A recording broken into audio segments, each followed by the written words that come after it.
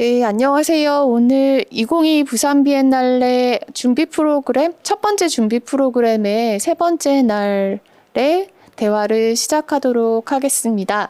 네, 저는 2022 부산 비엔날레 전시감독 김혜주입니다.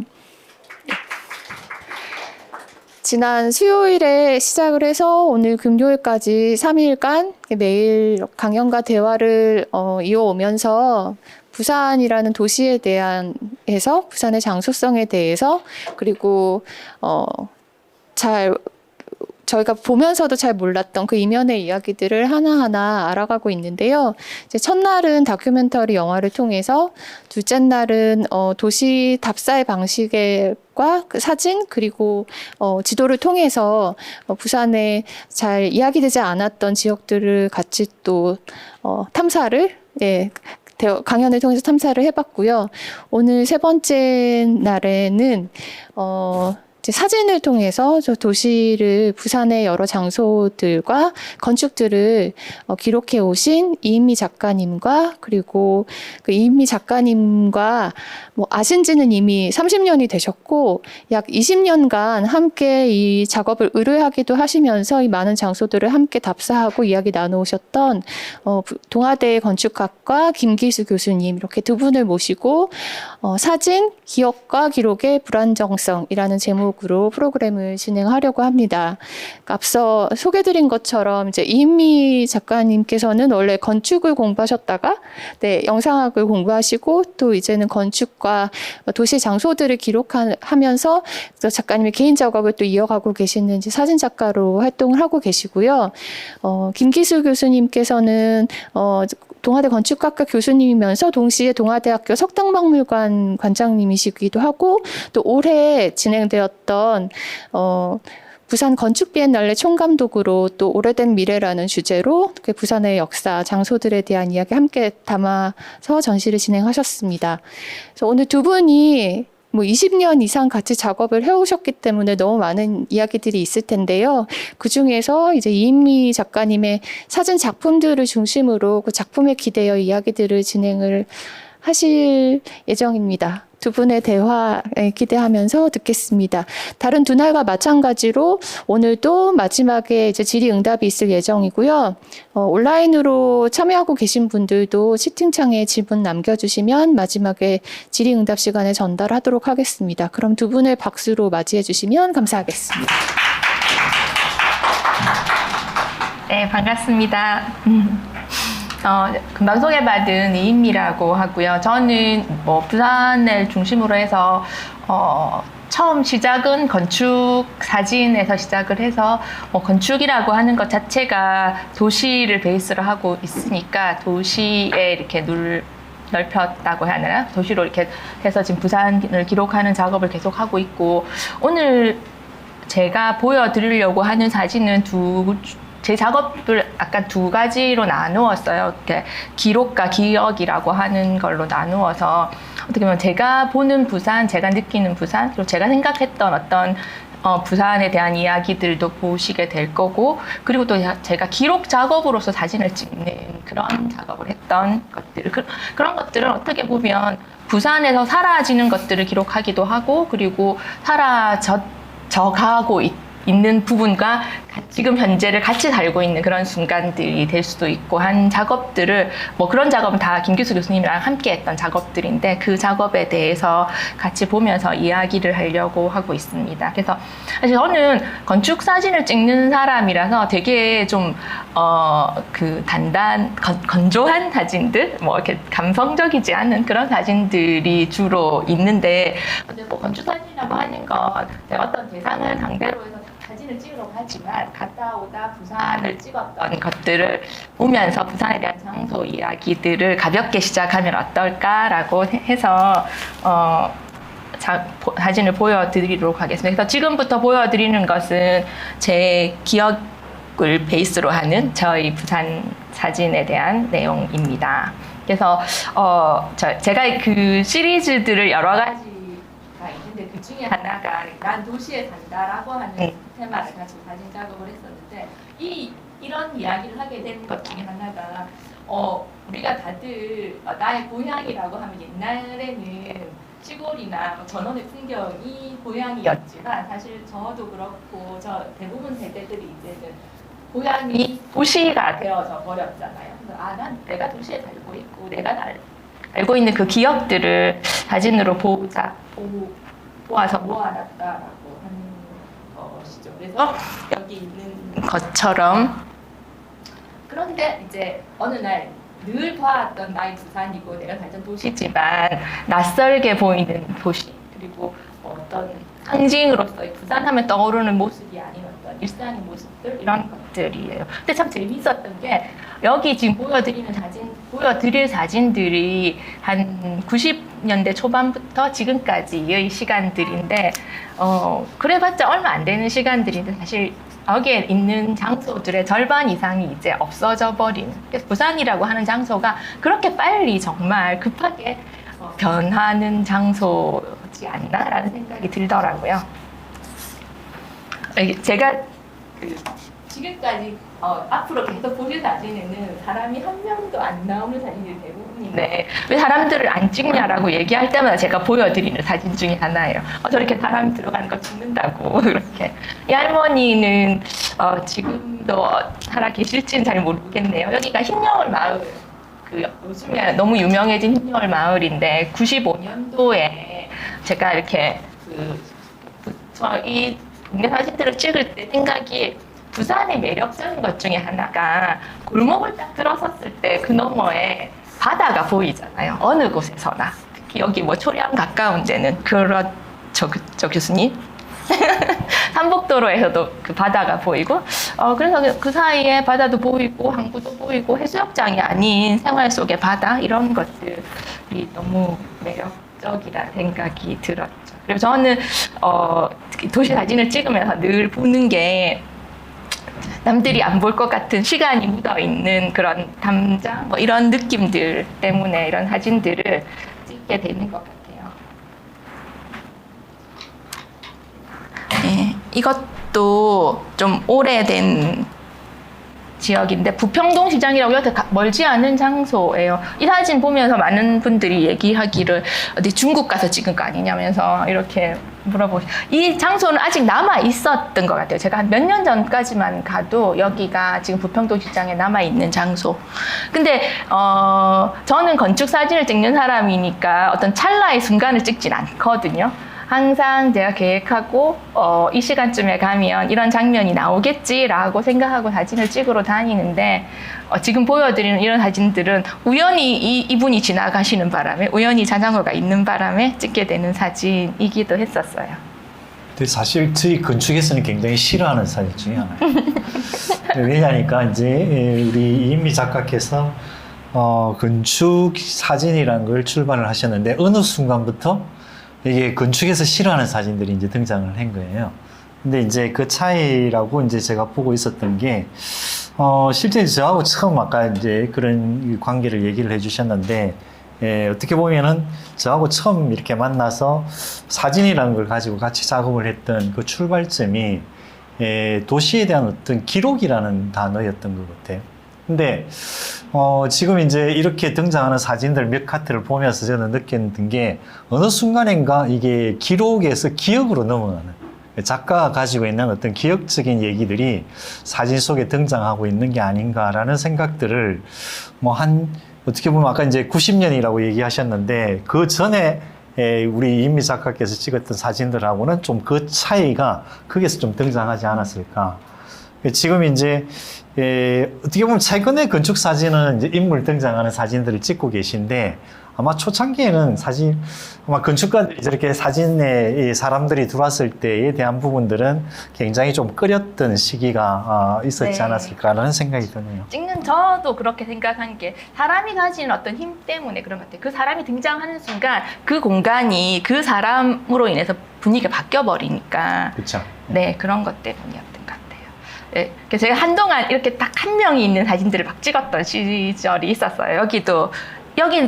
여기서 걸어갈 수는 없겠네요. 대청동 가는 길에 여기도 아직 남아있는 몇 개 안 된 사진 중에 야쿠르트 아줌마 요즘엔 엄청 멋있는 차 타고 다니시더라고요. 이 세계의 발명품이라고 얘기를 하더라고요. 예. 아, 그 여기는 없어진 곳이에요. 거제리에 있는 철도 관사가 있었던 곳인데 이게 90년대니까 부산 시내 한복판에 이런 곳이 세상에라고 할 정도의 지역이 있었는데 지금은 아파트가 들어서서 닭이 지나가고 빨래. 그래서 제가 한동안 그 사람을 넣지 않는 대신에 뭔가 그 스토리를 넣고 싶었던 그런 때였던 것 같아요. 네, 그런 것 같아요. 네.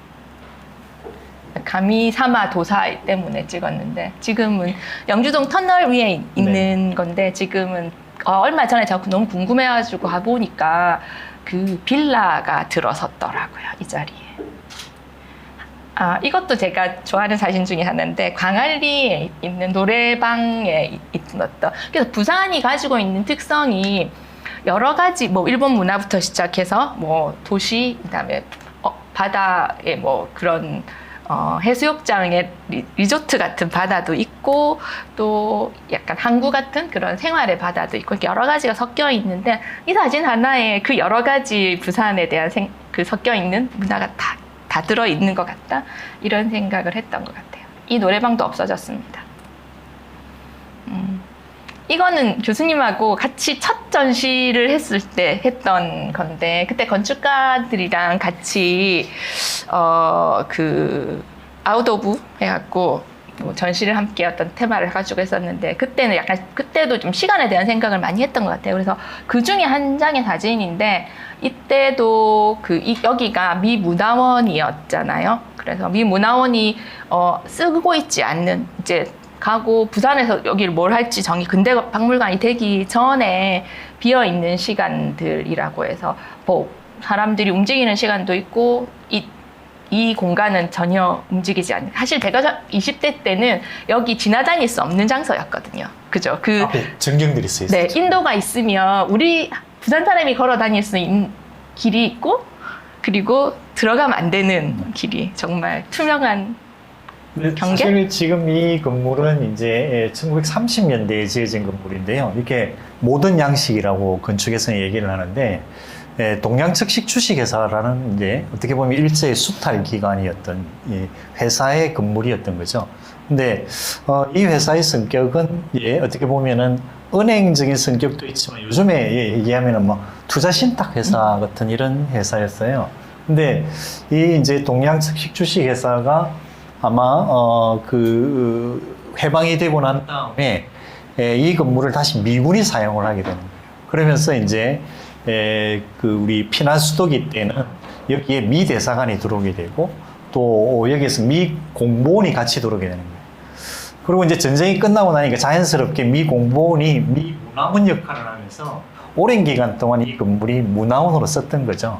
근데 그 쓸 동안에 혹시 기억하실지 모르겠지만 미 문화원 방화 사건이 여기서 일어났던 거예요. 그때부터 아마 이 건물은 부산 시민들이 가까이 갈 수 없는 건물로 변했었고요. 근데 그 건물이 이제 오랜 기간 동안 그 여러 가지 사건들로 인해서 미 문화원이 이제 철수를 하고 난 다음에 딱 아마 그 시기였던 것 같아요. 네. 이 사진이. 그래서 뭔가 이게 우리의 도시의 어떤 이러한 하나의 공간으로 돌아온 것도 아니고 또 그렇다고 미군이 계속 이렇게 쓰는 것도 아니었던 아주 어떻게 보면 애매한 단계의 사진이었는데 그 순간에 어떤 이러한 모습들이 담겨 있는 듯한 이러한 기억들이 이 사진을 보면 조금 드러나는 것 같아요. 네. 아, 그리고 이거는 안창마을이라고 그 동의대 뒤에 있었다. 저는 그때 안창마을 프로젝트를 하면서 사진을 좀 찍었었는데 이때 80년대까지 전기가 들어오지 않았던 곳이라고 하더라고요. 이 동네가. 80년대면 부산이 그런 전기가 안 들어온 동네가 있었단 말이야? 이게 되게 신기했던 것 같아요. 근데 실질적으로 이런 동네들이 부산에는 많았죠. 네, 저희들이 아까 이제 이미 작가가 부산에 산다라고 했지만 저 역시 어떻게 보면은 이제 고향을 떠나서 다시 부산으로 돌아왔지만 부산에 대한 것들을 잘 몰랐었는데 솔직히 말씀드려서 그래서 제가 이제 이런 쪽에 관심을 두기 시작한 거는 역으로 서울이나 외국에 계신 분들이 제가 부산에 다시 들어오니까 부산을 자꾸 질문을 하시는 거예요, 저한테. 이런 곳을 알고 있냐, 이런 장소를 알고 있냐라고 얘기를 하시는데 이게 제가 부산 출신으로서 부산에서 다시 정착을 했는데 너무 몰랐던 그 마을 중에 하나가 아마 이런 마을이었고, 이 마을은 이제 그 다음에 저희들이 이 리서치를 하면서 알게 된 것들은 이 마을 자체가 어떻게 보면 이제 철거민들이 모여 살게 되는, 그러다 보니까 굉장히 열악한 곳에 이 이주촌이라기보다는 자생적으로 모여 살게 되는 어떤 이러한 이 지역이다 보니까 지금 현재도 부산을 이렇게 나중에 이제 지구에 의해서 조금 말씀을 드리겠지만 다니다 보면은 무가가 너무 많아요. 그러니까 해결 안 되는 주거라고 하는 부분들이 너무 많은데 뭐 그 대표적인 장소가 아니었나라는 생각이 드네요. 네. 그래서 뭐 여기도 흰여울 마을인데 지금은 뭐 이렇게 도로하고 그 산책로 이런 것도 만들고 워낙 강 다니엘 때문에 유명해져 가지고서는 요즘에 주말에는 갈 수도 없는 곳이라더라고요. 근데 그때 제가 찍을 때 정말 너무 아름다운 장소 중에 하나다라고 생각을 했던 곳이었어요. 그리고 또 부산이 가지고 있는 특징 중에 하나가 이렇게 엄청나게 많은 집적된 것들이 이렇게 언덕에 가득 차 있는 이런 것들이 똑같은 모양들이, 사진 찍는 사람들은 그런 것들도 되게 좋아해서도 찍기도 하는 것 같아요. 같은 모양들이 계속 반복되는 곳 장소들. 부산 여기도 지금 시청 옆에 있는 연산동이라고 하는 도시인데 지금 부산은 특히 아파트들이 너무 많이 생기고 산지가 많으니까 이렇게 평지에 집이 이렇게 다닥다닥 붙어 있는 데를 찾기는 참 힘든 것 같더라고요. 여기도 서면에 있는 공구상가, 지금도 지금 워낙 카페들하고 이런 걸로 바뀌어 있던 그런 곳이죠. 똑같은 것들, 장소들이 이렇게 계속 같이 반복된 모습들, 이런 것들에 관심이 가졌던 시기에 작업했던 거예요. 그리고 또 사진이 가지고 있는 여러 가지 기능 중에 하나가 다시 되돌아 볼 수 없는 기억을 남길 수 있다는 것도 하나의 의미라고 생각하는데, 자갈치 시장 옛날에 공판장이 있던 그런 장소들, 그리고 지금은 자갈치 시장 건물이 들어서 있는 공사하기 전에 이제 그 허물어 놓고 있는 그냥 평지로 텃닦기를 하기 전의 모습들, 북한 지금 남항대교도 들어서지 않는 그런 시간 같은 것들이 사진이 갖고 있는 또 하나의 기능이 아닐까라고 생각이 들고요. 이거는 깡깡이 마을하고 이기대에 있는 천주교 묘원인데, 이 두 개가 이렇게 묘하게 또 비어 있는 것과 또 사라지는 것, 계속 채워지는 것, 바뀌는 것, 이런 것들을 생각을 했고요. 한동안 또 이런 재개발 지역이, 부산은 재개발한다고 해놓고 안 하고서는 한 10년씩 이렇게 비어져 있는 곳들이 많았거든요. 근데 이런 데 가면 꼭 이렇게 끝까지 살아남아 계시는 분들 있잖아요. 이런 분들의 일상이 세상은 다 바뀌고 있는데 혼자는 아무렇지도 않게 이렇게 일상을 사시더라고요. 여기 계신 분이 제 최고셨는데 혼자 나와서 산책도 하시고 체조도 하시고, 저기 서 계신 분 지금 다 아파트가 들어섰고, 이분도 이사를 하셨겠죠, 당연히. 아니면 그 아파트에 살고 계실지도 모르죠. 글쎄요. 네, 그래서 이렇게 그 지나갔던 시간들, 제가 되게 작은 것에 집착을 하는 편이라 사실 여기도 사람들한테 얘기하기로 저 비둘기 때문에 찍었다고 이렇게 얘기를 하거든요. 2마리의 비둘기. 그렇습니다. 그래서 이제 교수님이 이제 부산 도시가 이렇게 형성됐다는 얘기들도 해주시면 다 좋으실 것 같아요. 들으시면. 지금 이제 우리 이은미 작가께서 말씀하셨던 사진들을 이렇게 쭉 보시면은 크게 아마 2가지를 보셨을 것 같은데요. 하나는 바다가 보이셨을 거고, 또 하나는 아마 경사지라는 이 2가지를 보셨을 것 같아요. 근데 이 2가지를 동시에 가지고 있는 거는 아마 원도심 지역, 이 일대, 부산항을 끼고 있는 이 지역일 것 같고요. 근데 그 이전에 그럼 부산은 어디였냐라면 이제 맨 왼쪽에 지도에서 좀 보시다시피 아마 업성이었던 동래 지역이 부산의 중심이었고, 조선시대까지만 하더라도 아마 이 지역이 중심이었던 것 같아요. 근데 지금 이제 저희들이 주로 얘기하고 있는 거는 부산 진성을 비롯한 요 바닷가 일대에 지금 얘기를 하고 있는 거죠. 근데 저기 있는 동래 읍성 공간과 부산 진성에 있는 이 2가지 공간들이 하나로 이렇게 합쳐지는 게 지금의 부산이라고 하는 도시의 아이덴티티가 만들어지는, 즉 도시라고 하는 우리 동래 지역에 있는 원래 조선시대 때의 전통적인 어떤 읍성 마을과 바다라고 하는 이 바닷가 마을이 2개가 합쳐지면서 아마 부산이라고 하는 어떤 이러한 이 지금 보셨던 여러 가지 모습들을 우리가 볼 수 있지 않았냐.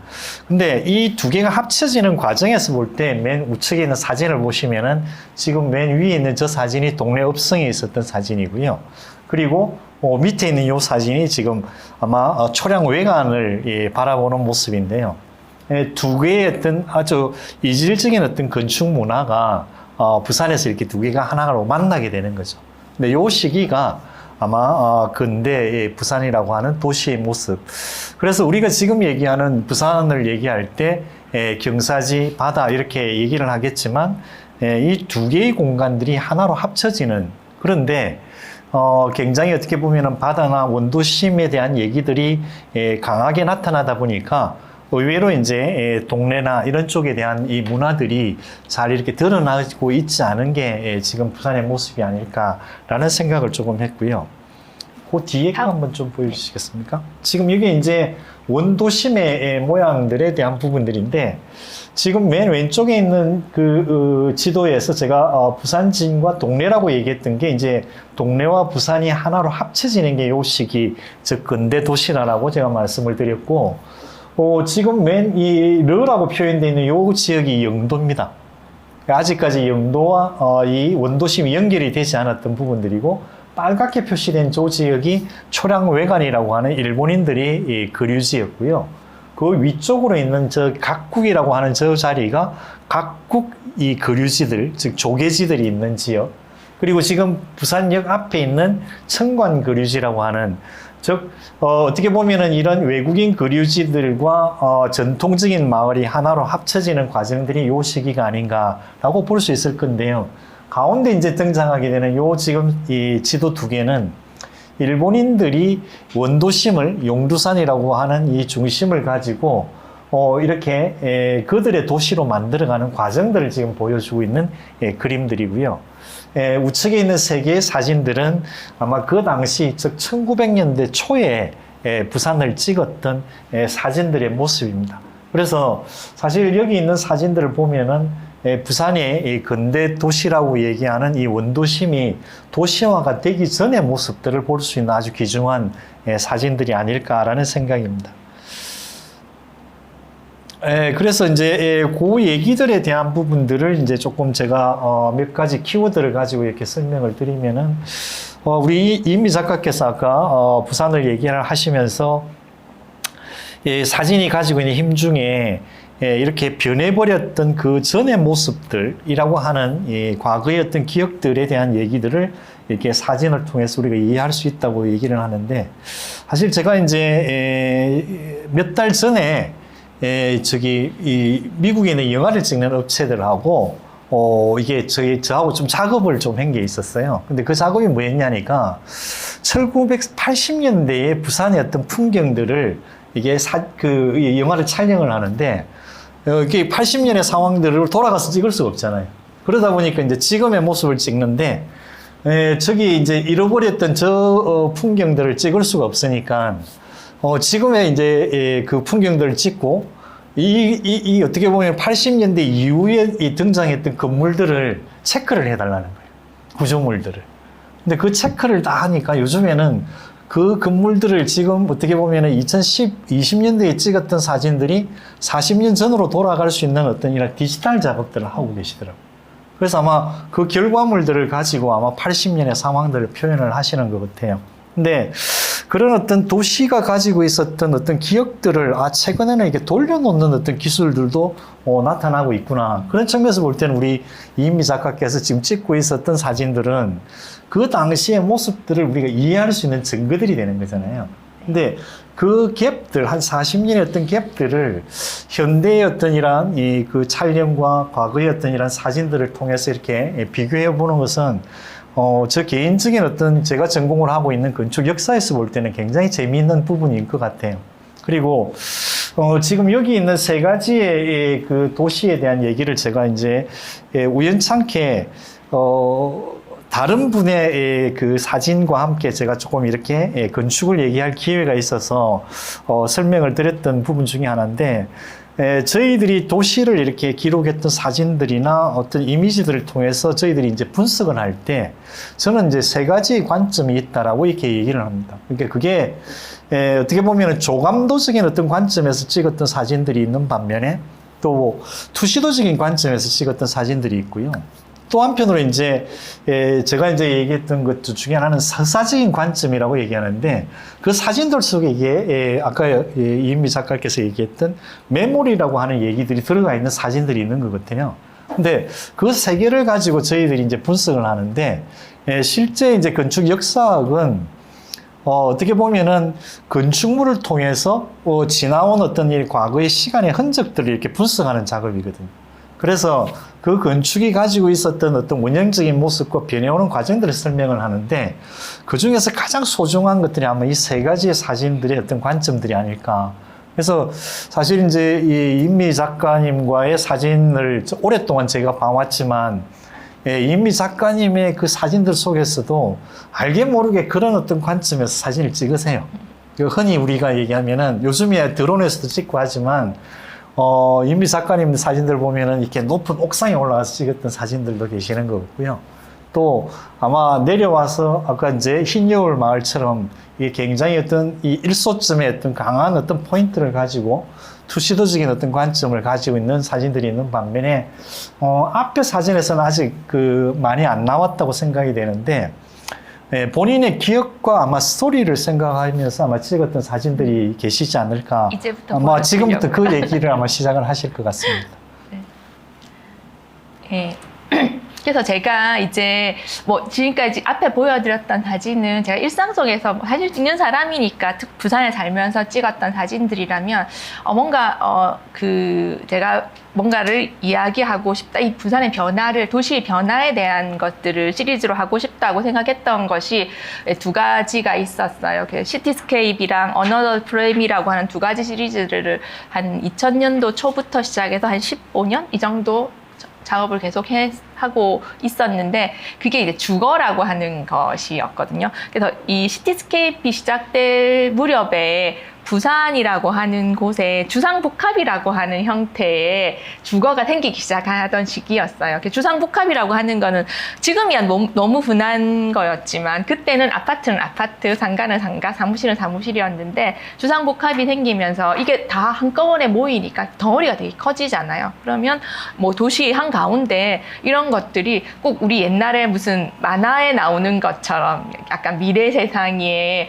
바닥에서 이렇게 건물이 이렇게 훅 솟아오른 것처럼 주변하고 전혀 상관없이 건물들이 막 들어서는데 되게 초현실적이다라는 느낌을 받았던 그런 시리즈들의 사진들이에요. 여기 도시에 어떻게 보면 너무나 위협적으로 이렇게 다가오는 그런 사진들이죠. 근데 이게 어떻게 보면 합성한 것 같은 사진들 그런 느낌이었어요. 이게 제일 처음에 부산에 들어선 주상복합 건물이라고 제가 기억하고 있는데 여기가 문현동에 있는 지금은 사실 이 아담한 아파트에 포함이 되어져 있지만 그때는 정말 저런 거대한 이런 생각이 들죠. 그래서 이게 저는 뭐 건축 사진을 찍으니까 거의 대부분 4호 카메라로 사진을 찍었던 시기거든요. 그때는 디지털이 없었으니까.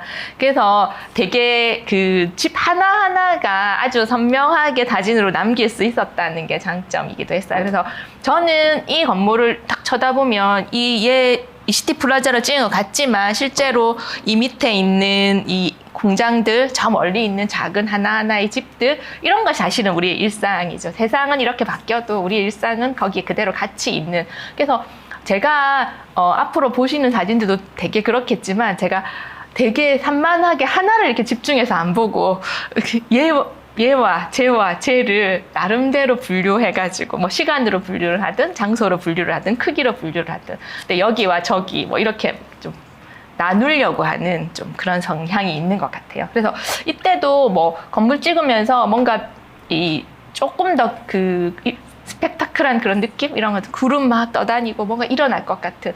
사실 이걸 찍을 때 제가 늘 사람들한테 얘기를 하기를 저는 그 옛날 만화의 이상한 나라 폴 나오는데 보면 4차원으로 딱 넘어가잖아요, 세상이. 그 순간을 제가 찍는다라고 얘기를 좀 많이 했었어요. 저만 그렇게. 여기 송도, 저는 이것도 되게 충격적이었거든요. 저만 그런가요? 송도 이 자리가 케이블카가 있던 자리예요. 그러니까 케이블카가 이제 송도 앞바다에 가면은 조그마한 이 섬이 있는데 이 섬을 연결하는 케이블카인데 구름다리도 있었고요. 그러니까 어떻게 보면 부산에서 제일 처음 있었던 유원지였죠. 송도라는 곳이. 근데 거기에 어떻게 보면 있었던 케이블카가 철거되고 네. 이 건물이 딱 들어섰던 거예요. 네. 저 개인적으로 추억이 있는데 태풍 부는 날 그 송도에 케이블카도 있었지만 구름다리도 있었거든요. 그래서 우리가 태풍 부는 날 구름다리에 가보자 이렇게 해가지고서는 제 친구랑 둘이서 구름다리를 갔었거든요. 가서 비 쫄딱 맞고 왔는데 그 다음날 걔가 태풍에 부서져가지고 네. 끊어져가지고 네. 신문에 나왔죠. 우리가 신문에 날 뻔했다. 그랬던 기억이 있던 장소였어요. 그러고 근데 사실 여러분들이 봐도 약간 이 현실에 있을 것 같지 않은 느낌 아니신가요? 근데 부산의 현실에 있는 곳들이죠. 여기도 지금은 없어졌는데 그 초량 여기 바로 여기 근처에 주차 타워. 근데 여기 자리가 원래 옛날에 그 제가 90년대까지 그 공중 화장실이었어요. 돈 내면 들어가는 부산에서. 아줌마가 앞에서 지키고 있으면 화장실 갈 때 이렇게 하여튼 그런 곳이었습니다. 그리고 여기는 부산 진역 앞에 있는 KT 건물들. 그래서 뭐 이런 것들, 구조적인 것들에 좀 관심이 많았어요. 부산에 갑자기 생겨지는 그런 조형적인 것들. 그리고 이것도 전 되게 서면에 있는 또 주상복합인데 가운데 이렇게 중정이 있는 뭐 놀이터가 있고 저렇게 많은 아파트들이 있는데 사람이 살고 있는 흔적이라고는 하나도 없는 장소잖아요. 그런 것들이 살고 있지만 현실이 아닌 것 같은 그런 느낌?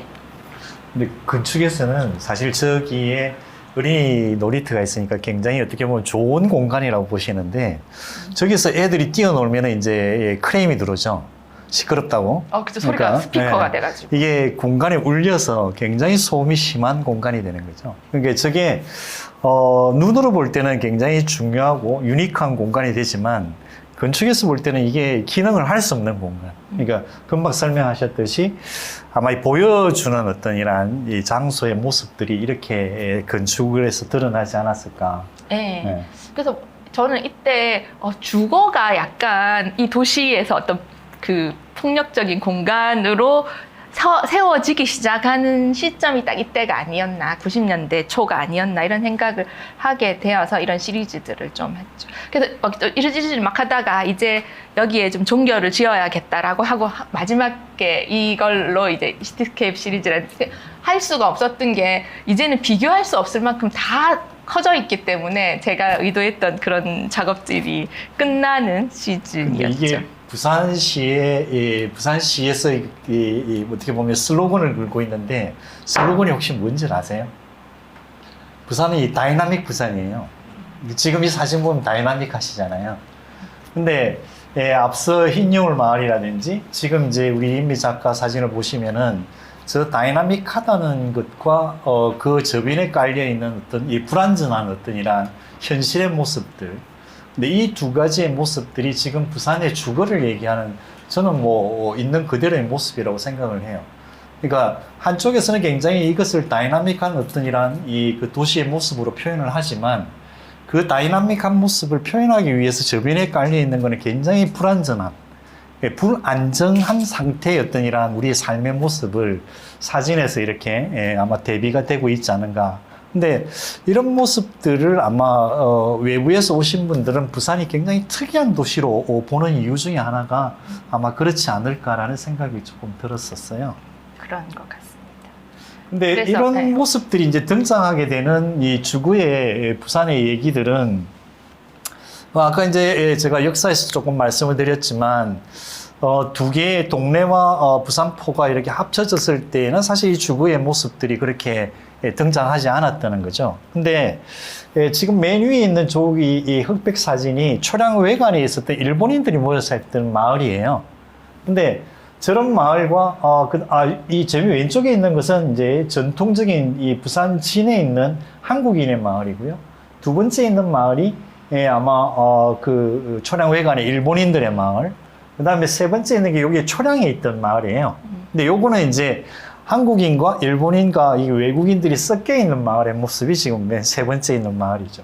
근데 이게 이제 부산에 모여 사는 이 조선시대 때부터 해서 20세기 초에 아마 부산의 이렇게 모습이라 그러면은 이게 이제 어떻게 보면은 일본인들이 이 저 마을, 가운데 있는 중심의 마을에서 일제강점기를 거치면서 부산 원도심 일대에 그들의 생활 공간을 만들기 위해서 팽창을 막 하기 시작을 해요.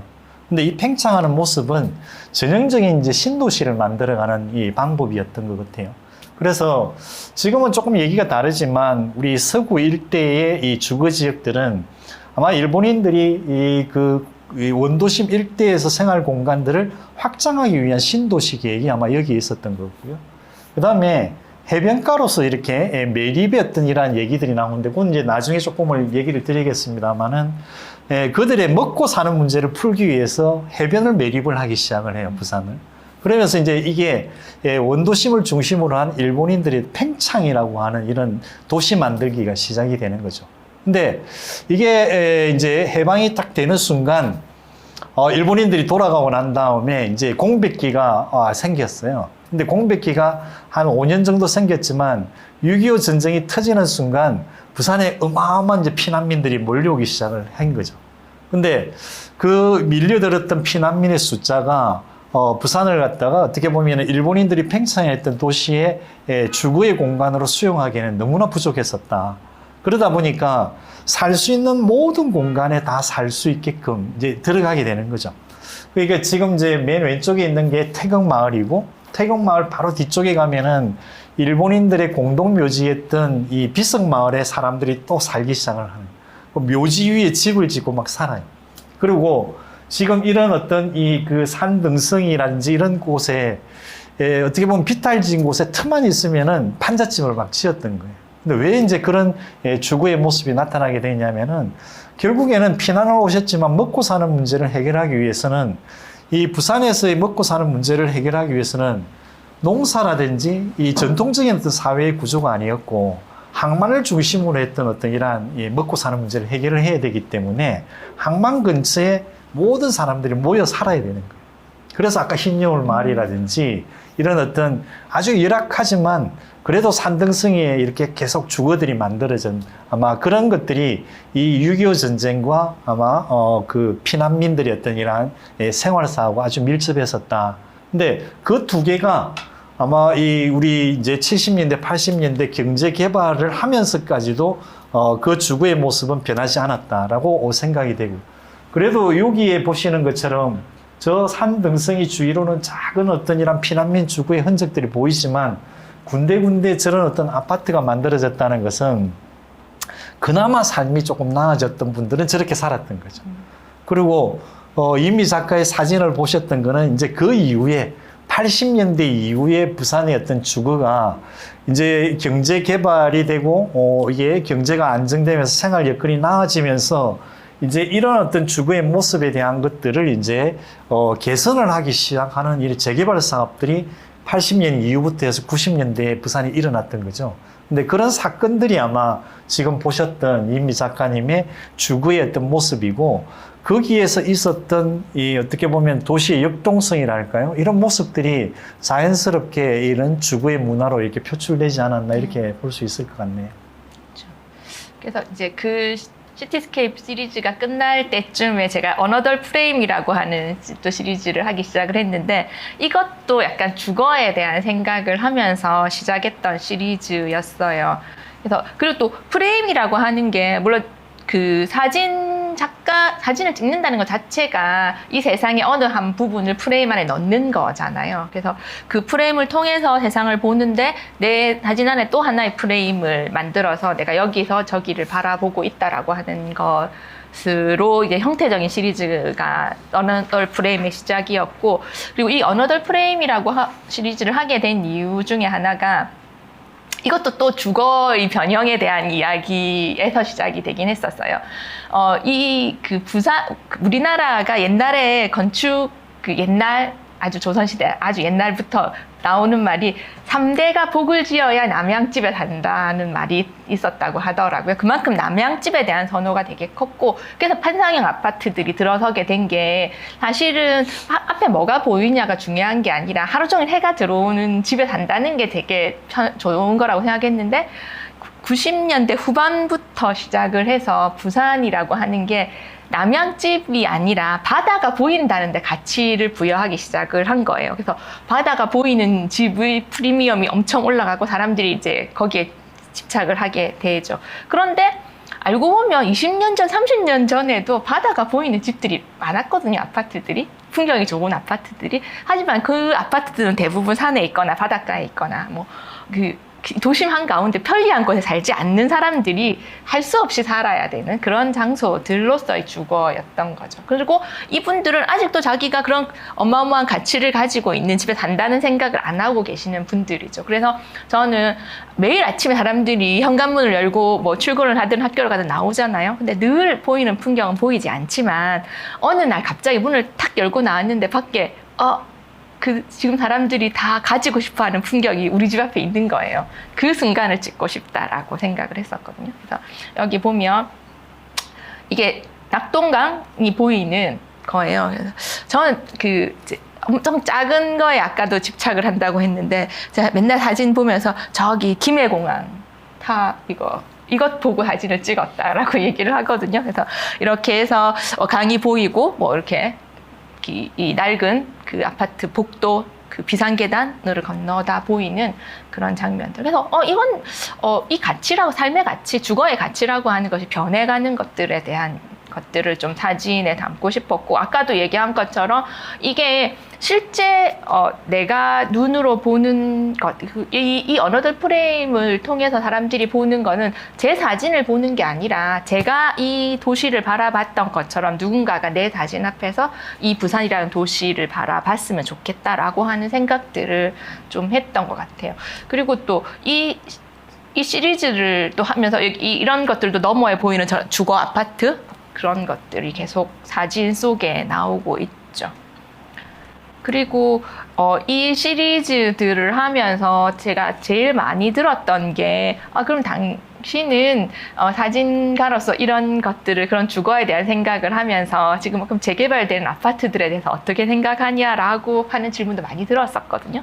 근데 저는 사실 이 시리즈들을 찍으면서 도시라고 하는 것, 뭐 도시뿐만 아니라 모든 것이 세상이 변하지 않을 수 없는 거잖아요. 근데 그 변하는 것이 문제가 되는 게 아니라 왜 변하는지, 어떻게 변해가야 될지에 대해서 아무 생각이 없이 그냥 쫓기듯이 변해가는 게 문제니까, 이런 사진을 보는 순간 누군가가 내가 살고 있는 부산이 이렇게 변해가고 있구나, 내가 살고 있는 부산이 이렇게 변해갔으면 좋겠구나 하는 그냥 그런 걸 생각할 수 있는 시작점이 딱 사진 앞에 섰을 때, 그러면 좋겠다라는 생각으로 좀 사실은 좀 이 시리즈들을 좀 오래 하기는 했었어요. 근데 또 지나고 나서 보니까 아까 얘기한 것처럼 없던 다리들이 생기고, 이때는 막 공사를 하고 있었는데 지금은 이제 다리에 차가 지나다니고 뭐 이런. 그래서 약간 오래된 아파트들의 비상계단, 뭐 계단참, 뭐 이런 복도, 뭐 이런 걸 넘어다 보이는 사진을 많이 찍었죠. 그래서 여기 보면 창문을 안 닦아가지고 이렇게 먼지 있는 거, 뭐 이런 것들을 보면서 이게 산다는 삶의 그냥 일상적인, 아무도 주목하지 않는 일상이 우리는 계속 흐르고 있다, 이런 것들을 얘기했죠. 그래서 주로 프레임 너머로 보이는 밝은 풍경이 눈에 처음에 딱 들어오지만 계속 이렇게 보고 있으면 좀 사진이 아니어서 자세히는 안 보이지만 저기 보면은 그 소화전 뚜껑, 뭐 아니면 어떨 땐 보면 옆에 재활용 쓰레기 봉투, 뭐 이런 것들을 자세히 보면 볼 수 있는 그런 숨은 그림책. 이 사진은 사실 이 시리즈 사진 중에 제가 이은미 작가 사진을 소장하고 있는 게 있어요. 근데 굉장히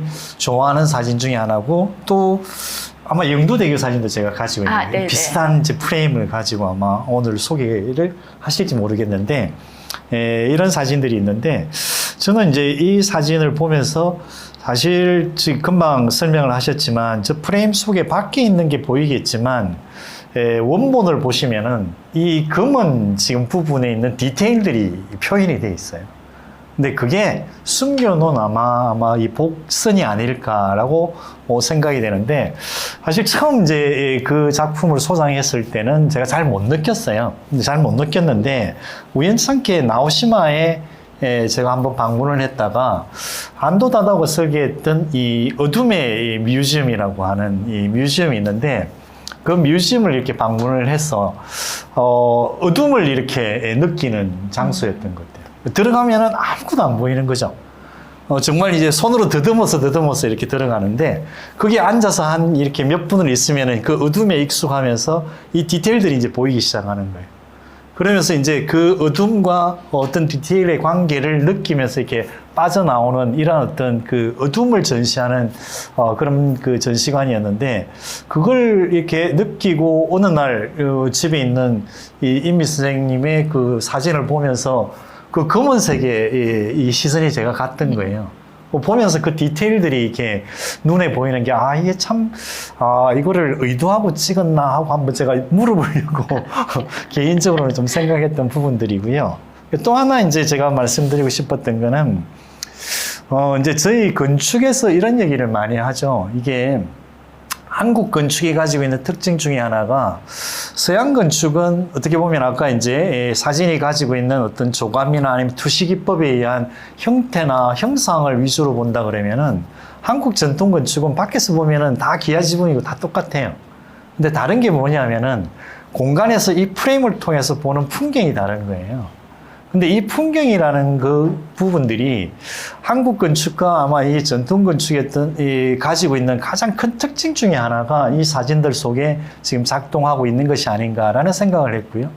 그게 이 주거라고 얘기하는 속에서 연결될 때는 이런 어떤 풍경을 주거에서 세일링하기 시작했던 게 아마 90년대. 네.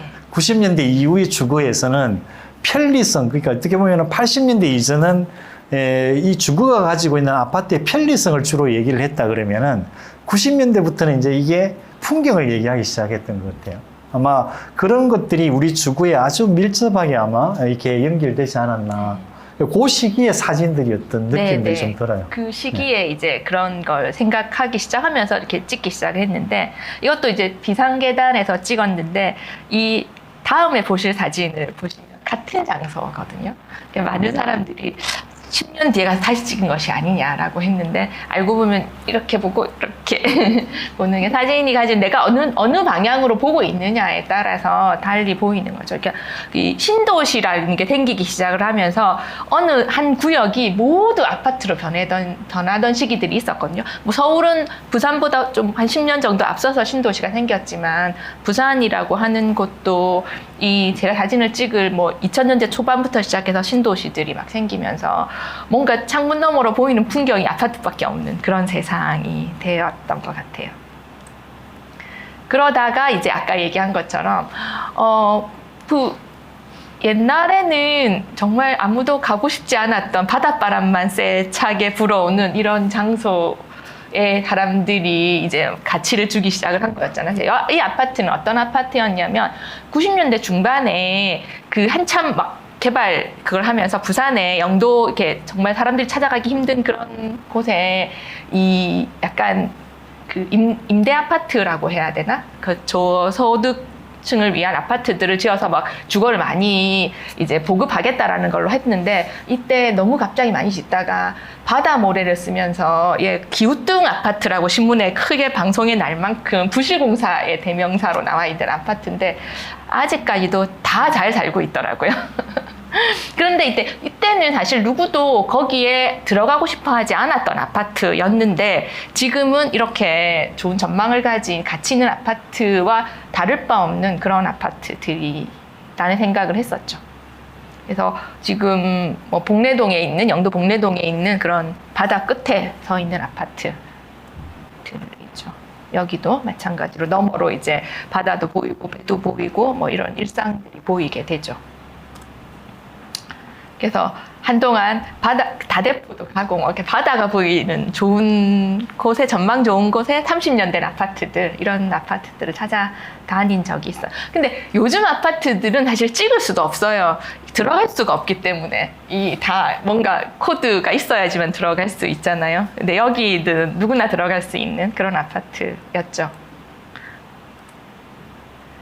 네, 이것도 센텀 여기는 이제 센텀이 아니고 센텀이 넘겨다 보이는. 그래서 누군가가 얘기를 하더라고요. 센텀 사는 사람보다 여기 사는 사람이 더 좋다고. 센텀은 이렇게 뭔가 좀 노후된 전경이 보이는 도시가 보이는데 자기 집에서는 센텀이 보인다면서 그런 것도 있더라고요. 근데 그 지금 얘기하셨던 것 중에 그 이제 제가 또 좀 말씀드리고 싶은 거는 그랬던 거 이게 한강이 보이는 이런 그 주구에서도 서울에서는 굉장히 프리미엄이 높단 말이죠. 근데 제주도에는 이제 세 개가 유명한 게 있듯이 부산은 이 지금 사진 속에서 보셨는지 모르겠지만 산도 있고요, 바다도 있고 강도 있는 거예요. 자연이 가지고 있는 풍경은 다 가지고 있는데 사실 부산에 있는 분들은 그 주거 속에서 이 풍경을 누려본 적이 별로 없었던 거예요. 근데 그게 이제 90년대 이후에 주구에서 풍경이 들어오는 순간 뭐 지금 이제 잘 보셔서 아시겠지만 웬만한 바닷가에 풍경 좋은 데는 아파트가 다 있는 거죠. 이 풍경을 위한 이제 풍경을 한편으로 보면 이제 공유제가 아니고 사유화 시켰던 시기가 아마 이 90년대의 시작이 아니었나. 그래서 처음에 아마 이 그 90년대 이전에 부산에 서울에서 활동하시다가 부산에 오셨던 분들은 그 세 가지에 대한 것들이 굉장히 부산이 가지고 있는 좋은 어떤 이 환경이다라고 많은 분들이 지적을 하셨는데 이게 90년 이후부터 사유화되고 시작한 이 관점에서 한 20년 동안 이 문제가 아주 열악한 환경으로 바뀌어버린 거예요. 그 어떤 분은 그런 얘기를 하시더라고요. 제가 이제 잠깐 해운대 쪽에 주거가 있었는데 해운대에 이제 이렇게 관광객들이 많이 오시는 거예요. 근데 해운대 지하철역에 내리면은 해운대 바닷가가 안 보여요. 다들 물으세요. 내리셔서. 해운대역인데 해운대에 바다가 없다고. 이 바다가 어디냐면은 빌딩이 다 해운대 바다를 점유하고 있는 거죠. 그리고 그 빌딩 숲을 지나야지만 비로소 부산의 바다가 보이는. 근데 이 시기도 어떻게 보면은 90년대부터 해서 네. 한 2010년대 이 사이에 부산의 어떤 이런 풍경이 사회화되는 어떤 그런 과정들이 아니었나 이렇게 볼 수 있을 것 같아요. 네. 그래서 이걸 보여드리고 얘기를 하셨어야 됐네요. 네. 근데 이제 이 얘기가 우측에 있는 요 그림이 그 도표가 무엇인가 하면 이제 건축저희들 역사에서 사실 지금 저기 이제 명치옥이라고 하는 오래됐던 이 어떻게 보면 부산에서 두세 번째로 만들어졌던 영화관 건물이에요. 그러니까 지금 당연히 없죠.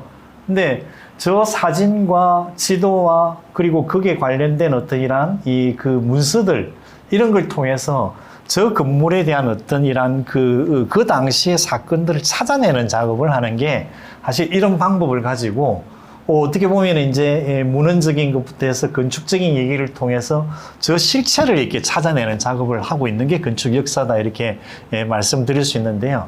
그 중에 이제 최근에 하나 더 들어온 게 아까 제가 좀 설명을 드렸습니다만은 이 건물과 사람의 관계, 서사적인 어떤 문제에 대한 것들의 관심들이 지금 굉장히 높아지고 있다 이렇게 말씀드릴 수 있을 것 같은데 저희들이 이제 내년 초에 일본에 있는 이제 이 건축학회하고 저희들이 세미나를 하게 되는데 이 세미나의 주제가 기억이란 단어예요. 근데 이 기억이란 단어를 왜 그러면 세미나 주제로 이렇게 잡았냐 그러니까 실제 지금 이 근대 건축이라고 얘기하는 근대 도시라고 얘기하는 부분들은 미학적으로 설명이 안 되는 거예요. 미학적으로도 이게 뭐 아주 아름답다 이렇게 얘기할 수 있는 어떤 상황들도 아닌 것 같고 또 그렇다고 굉장히 구법이나 공법이 특이한 공법이 있는 것도 아닌 거죠. 근데 그런 변화들 속에서 근대가 가지고 있는 제일 중요했던 키워드가 저희들이 봤을 때는 기억이란 단어. 근데 이제 이 근대가 저희들이 가지고 있는 이 기억이라는 어떤 요소들을 잊어버리게 되면은 근대는 규명할 수 없는 세계가 되지 않을까라는 이제 불안감이 저희 학자 내에서는 조금 있어요. 그래서 실제 지금 이 장소에서 벌어지고 있는 이 백제병원이라고 하는 이 부분들도 이 그 건물만 가지고 얘기한다면은 다들 그렇게 얘기하세요. 이 건물이 무슨 가치가 있을까라고 많이 얘기를 하시는데, 어떻게 보시면은 오래됐으니까 라고 얘기를 할 수 있겠지만 저는 그렇게 보지는 않는 거죠. 근데 여기에는 그 사람들과의 어떤 기억 속에서 이 건물은 설명이 돼야 되고 아마 이해가 돼야 되지 않느냐. 그게 앞으로의 어떤 근대를 규명해 나가는 데 있어서 굉장히 중요한 포인트가 될 거다라고 이렇게 생각을 하고 있는데요. 최근에 이제 메멘토라고 하는 이 지금 눌런 감독의 영화를 제가 우연찮게 이렇게 접하면서 우리가 가지고 있는 기억이 그러면 얼마나 정확할까? 나는 왜 그러면은 이 건축 역사를 다루면서 이 기억이라는 단어에 지금 집착을 하고 있을까라는 생각을 좀 하게 된 거예요. 그래서 이제 우리 이인미 작가한테 이 기억이 가지고 있는 완전성과 불완전성이라는 거는 과연 어떤 차이가 있을까라는 질문을 제가 좀 던졌던 것 같고요. 그래서 저희 건축 역사학에서는 사실은 이 기억을 규명하는 작업이라고 하고 있지만 이 작업을 준비하면서 사실 좀 자신감을 잃어버린 것 같아요. 근데 이게 100년의 역사가 있다면 우리가 그 기억을 잡아낼 수 있는 이 100년이라는 시간 속에서 얼마를 우리가 잡아낼 수 있을까라고 했을 때는 그 중에 아까 이제 순간을 기록한다고 했는데 이 아마 역사학도 그 순간에 불과하지 않을까라는 게 불안한 거죠. 그래서 물론 이 기억이라는 걸 가지고 근대의 어떤 건축과 도시를 우리가 설명을 하겠지만 다 믿을 거는 못 되는구나. 그런 것들은 이제 역시 이 역사가는 역사가의 눈에서 이렇게 도시와 건축을 얘기하듯이 아마 작업을 하시는 이 예술가들은 그 도시와 또 대상물을 또 다른 아마 기억들로 기록을 하는 것이 아닐까라는 생각을 얼핏 하게 됐던 계기가 되었던 것 같아요. 서로의 파편이 모여서 하나의 역사가. 네, 그리고 나서 아까 말씀하셨던 것처럼 부산이 갖고 있는 특징이 어디서나 바다를 쉽게 볼 수 있다라고 하는 게 부산이 갖고 있는 특징인 것 같더라고요. 그래서 근데 이게 제가 아주 잠깐 서울에 약간 살 때 저는 몰랐는데 어느 날 바다가 너무 보고 싶다는 생각이 들더라고요. 그러니까 부산은 언제나 볼 수 있는 바다였는데, 그랬더니 서울에 있는 친구가 월미도에 가면 바다를 볼 수 있다, 가봐라 이러더라고요. 그래갖고 우리가 기차를 타고 지하철을 타고 이렇게 하고 월미도를 갔어요. 부산에서 같이 있던 친구들이랑 우리가 가서 보면서 한마디를 했죠, 제가. 영도 다리 밑에 가면 이런 바다는 널려 있다. 내가 보려고 하는 바다는 이런 게 아니었다. 이렇게. 저도 똑같은 월미도 기억이 있는데 제가 월미도 갔을 때 썰물이었어요. 더워요. 바다가 아니더라고요. 이게. 그러니까 저희들이 가지고 있는 바다라는 기억들과 이게 지역마다 그 바다의 기억들이 다르구나. 그렇죠. 저 역시 이제 서울에서 이 거주할 때 똑같은 그 기분이었던 것 같아요. 바다가 보고 싶다. 이게 이제 뭔가 쌓이니까 그걸 해소하기 위해서 그 공간이 필요했던 것 같은데 해필이면 썰물이었던 거예요. 저보다 더 하셨네요. 네. 네. 바다랑 바람이 부산 사람들이 그러니까 고향이라고 한 부산에 대한 기억, 부산에 사는 사람들이 좋아하는 것 같아요. 그러니까 공기가 정체되어 있지 않잖아요. 부산은 1년 내내 바람이 부니까. 그래서 했던 시리즈 중에 하나가 아까 부산시가 추구하는 스펙타클한 부산 시리즈들을 바다를 보면서 제가 찍었었어요. 뭔가 이렇게 평소 제가 찍지 않았던 스타일의 사진, 부산 이래 이런 걸 원하는 거야. 부산은 이런 느낌들. 이게 좋든 나쁘든 어쨌든 부산은 계속 이런 방향으로 가려고 하는 어떤 그런 것들을 사진으로 왠지 담고 부산 시장님의 싶었어요. 어떤 이런 시각이 들어간 것 같지 않아요? 약간 좀 그런 느낌으로 제가 왠지 공무원 시청 앞에 걸려 있어야 될 것 같은 그런 사진들을 한번 찍어보자 이렇게 하면서 이 사진은 했었던. 아마 있을 것 같은데 아까 없습니다. 없어요? 아무도 안 좋아하더라고요. 이런 광안대교, 부산하면 딱 떠오르는 어떤 상징적인 그런 풍경들 그런 것들을 한번 찍어보자라고 했던. 사실 날씨 엄청 좋고 이런 날 가가지고서는 앞에 사진 좀 우울했다면 뭔가 근데 찍고 나서 보니까 이것도 그렇게 유쾌하진 않은 것 같아요. 왜 그럴까요? 아, 왜 그럴까요? 네. 근데 그 좀 다른 얘기일 수도 있는데, 사실 저도 뭐 인천 올미도를 얘기를 했지만, 타지에서 생활하는 동안에 부산을 생각했던 시간들이 저 역시 이제 뭐 잠시 이 서울에 있었던 그리고 외국에 있었던 기간들을 이렇게 비교해 보면은 역으로 부산이 잘 보였던 것 같아요. 이게. 그러니까 이게 이 공간에 녹아들어 있을 때는 이 어떻게 보면은 이 생각이 안 됐던 공간들이 그리워하면서 그 공간들을 이해하게 되고 또 그 공간들을 다시 이제 이 공간에 들어왔을 때 이 공간들이 소중하구나라는 걸 느낀 것 같고요. 그래서 아마 그런 것들이 저 역시도 건축 역사 분야에 대한 부분들을 관심을 갖게 된 것들이 물론 외부에 있는 분들이 저한테 자극을 주신 것도 있겠지만 그런 연유들이 여기에는 좀 이렇게 연결되지 않았냐 이런 생각들이 좀 들어요. 근데 지금 아마 이 사진들은 한편으로 보면은 이 사진들의 시리즈를 볼 때는 저는 아까 이제 관변 사진이라고 얘기를 하고 싶은 게 왜냐니까 외부에 있는 분들한테 보여드리고 싶은 사진들인 거죠. 그러니까 그런 어떤 시각들이 역시 이제 외부적 시각에서 부산을 봤을 때의 이 얘기들이 아마 이렇게 전개되고 있지 않을까. 그래서 내부에 있는 분들은 불편한 거예요. 네. 그 시각이. 이게 아닌데 왜 이거를 우리가 부산이라고 보여줘야 되는가? 라는 점에서 서로 동의를 못하는 부분이 아마 이런 점입니다. 네, 그런 것 같아요.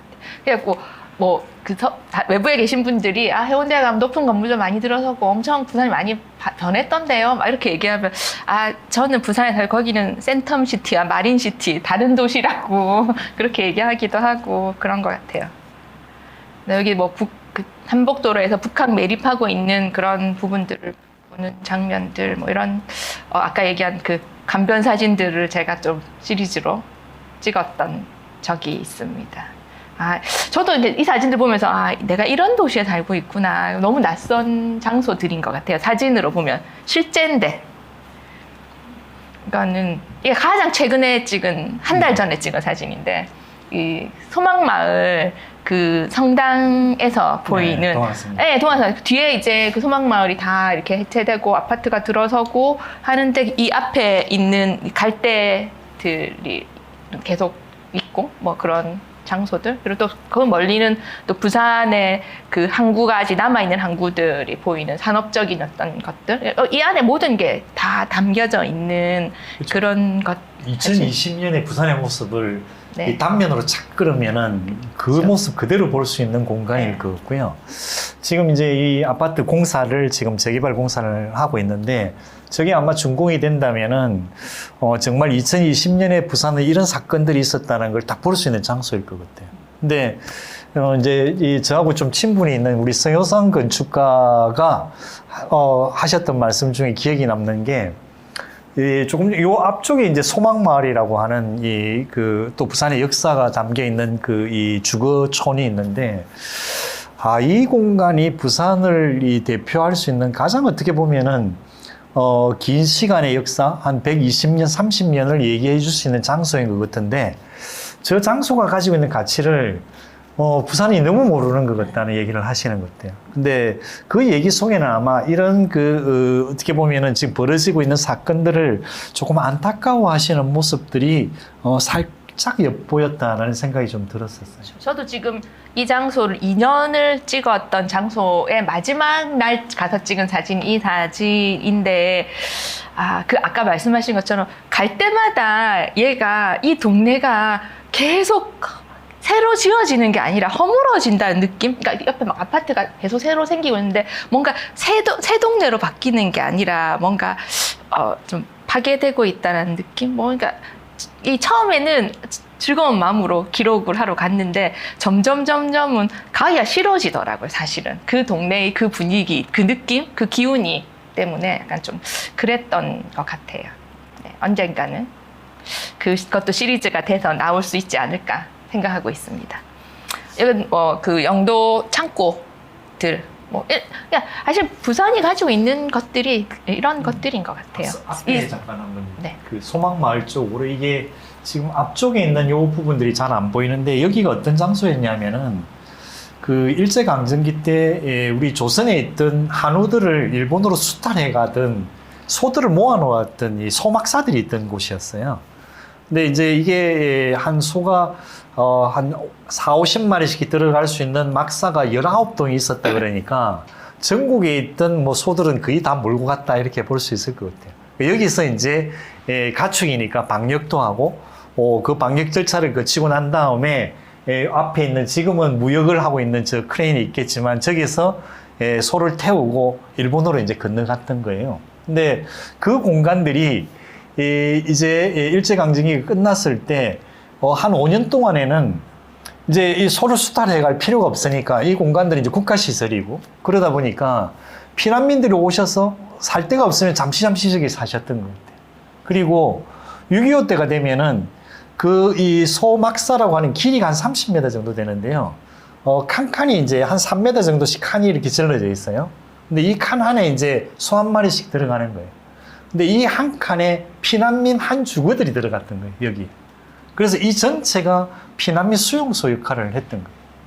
근데 피난민 수용소 역할을 했다가 요 앞쪽에 이제 혹시 뭐 기억하실지 모르겠지만 부산에 한때 동명목재랑 이 성창합판이라고 목재 산업이 굉장히 번창했을 때가 있었어요. 이게 이제 왜냐니까 동남아에서 이렇게 목재를 원목을 수입을 하면은 요 바다 앞에다가 이 목재들을 띄워놓고 숙성을 시켜요.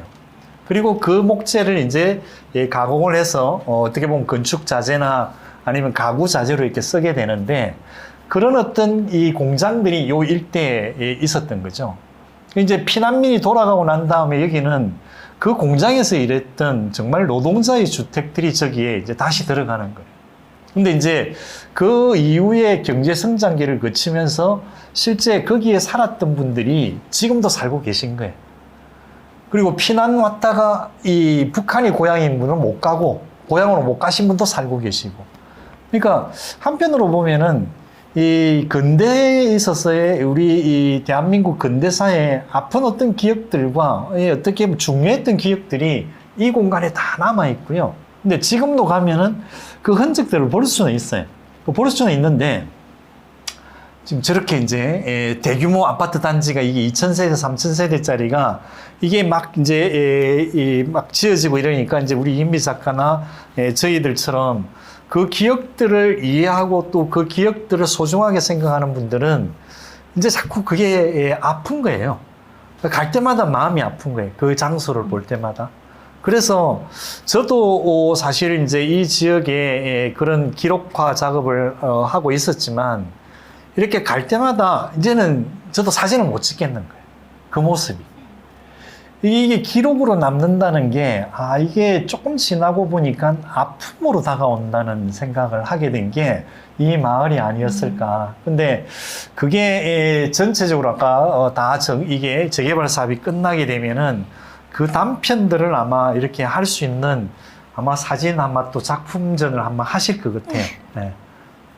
네.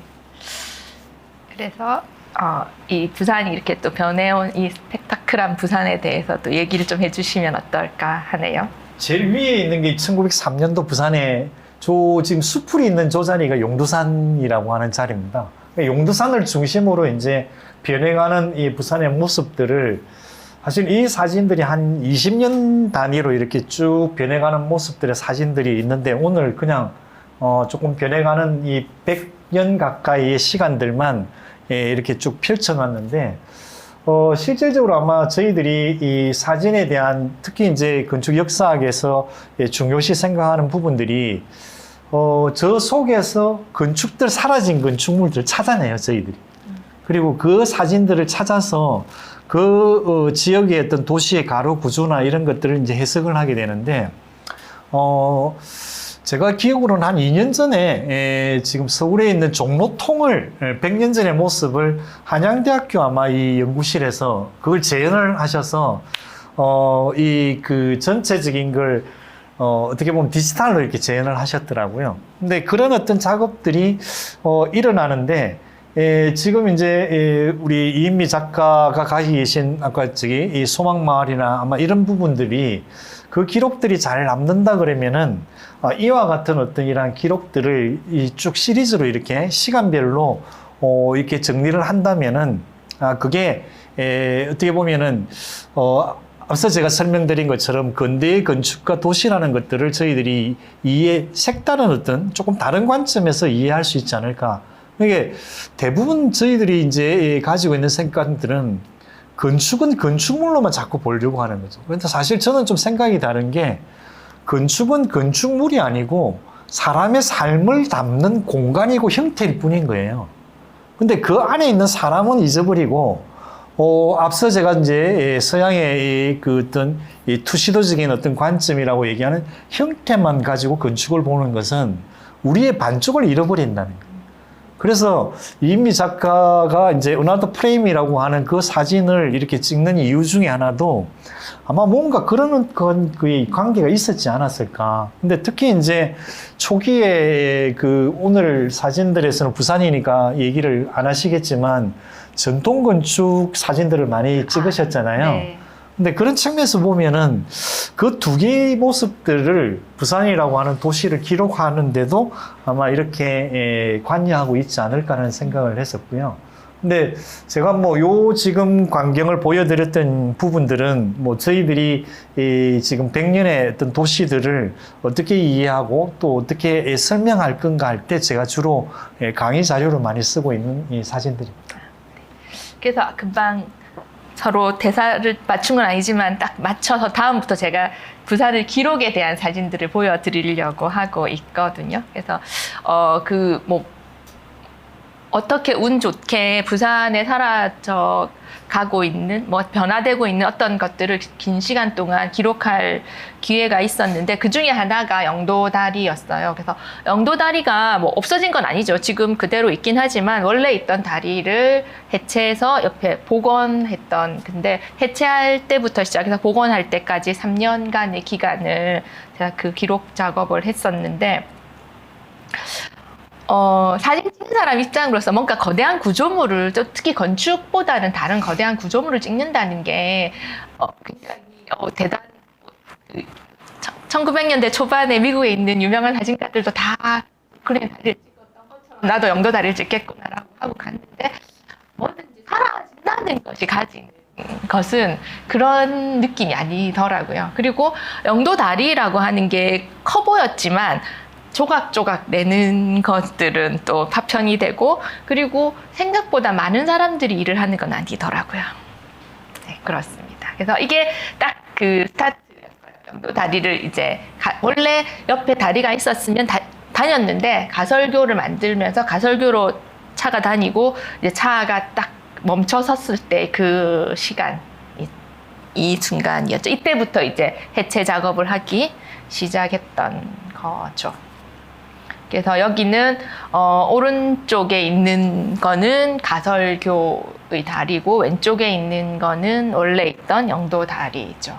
이렇게 해서 제 작업이 여기서 시작이 되는 거였죠. 그래서 지금 여기 화면엔 잘 안 보이는데 이게 하면 빔 프로젝트가 돼갖고 저 건너편에 또 다시 부산 다리가 하나 더 있거든요. 이게 3개의 다리가 한 번에 보이는 그런 장면이고요.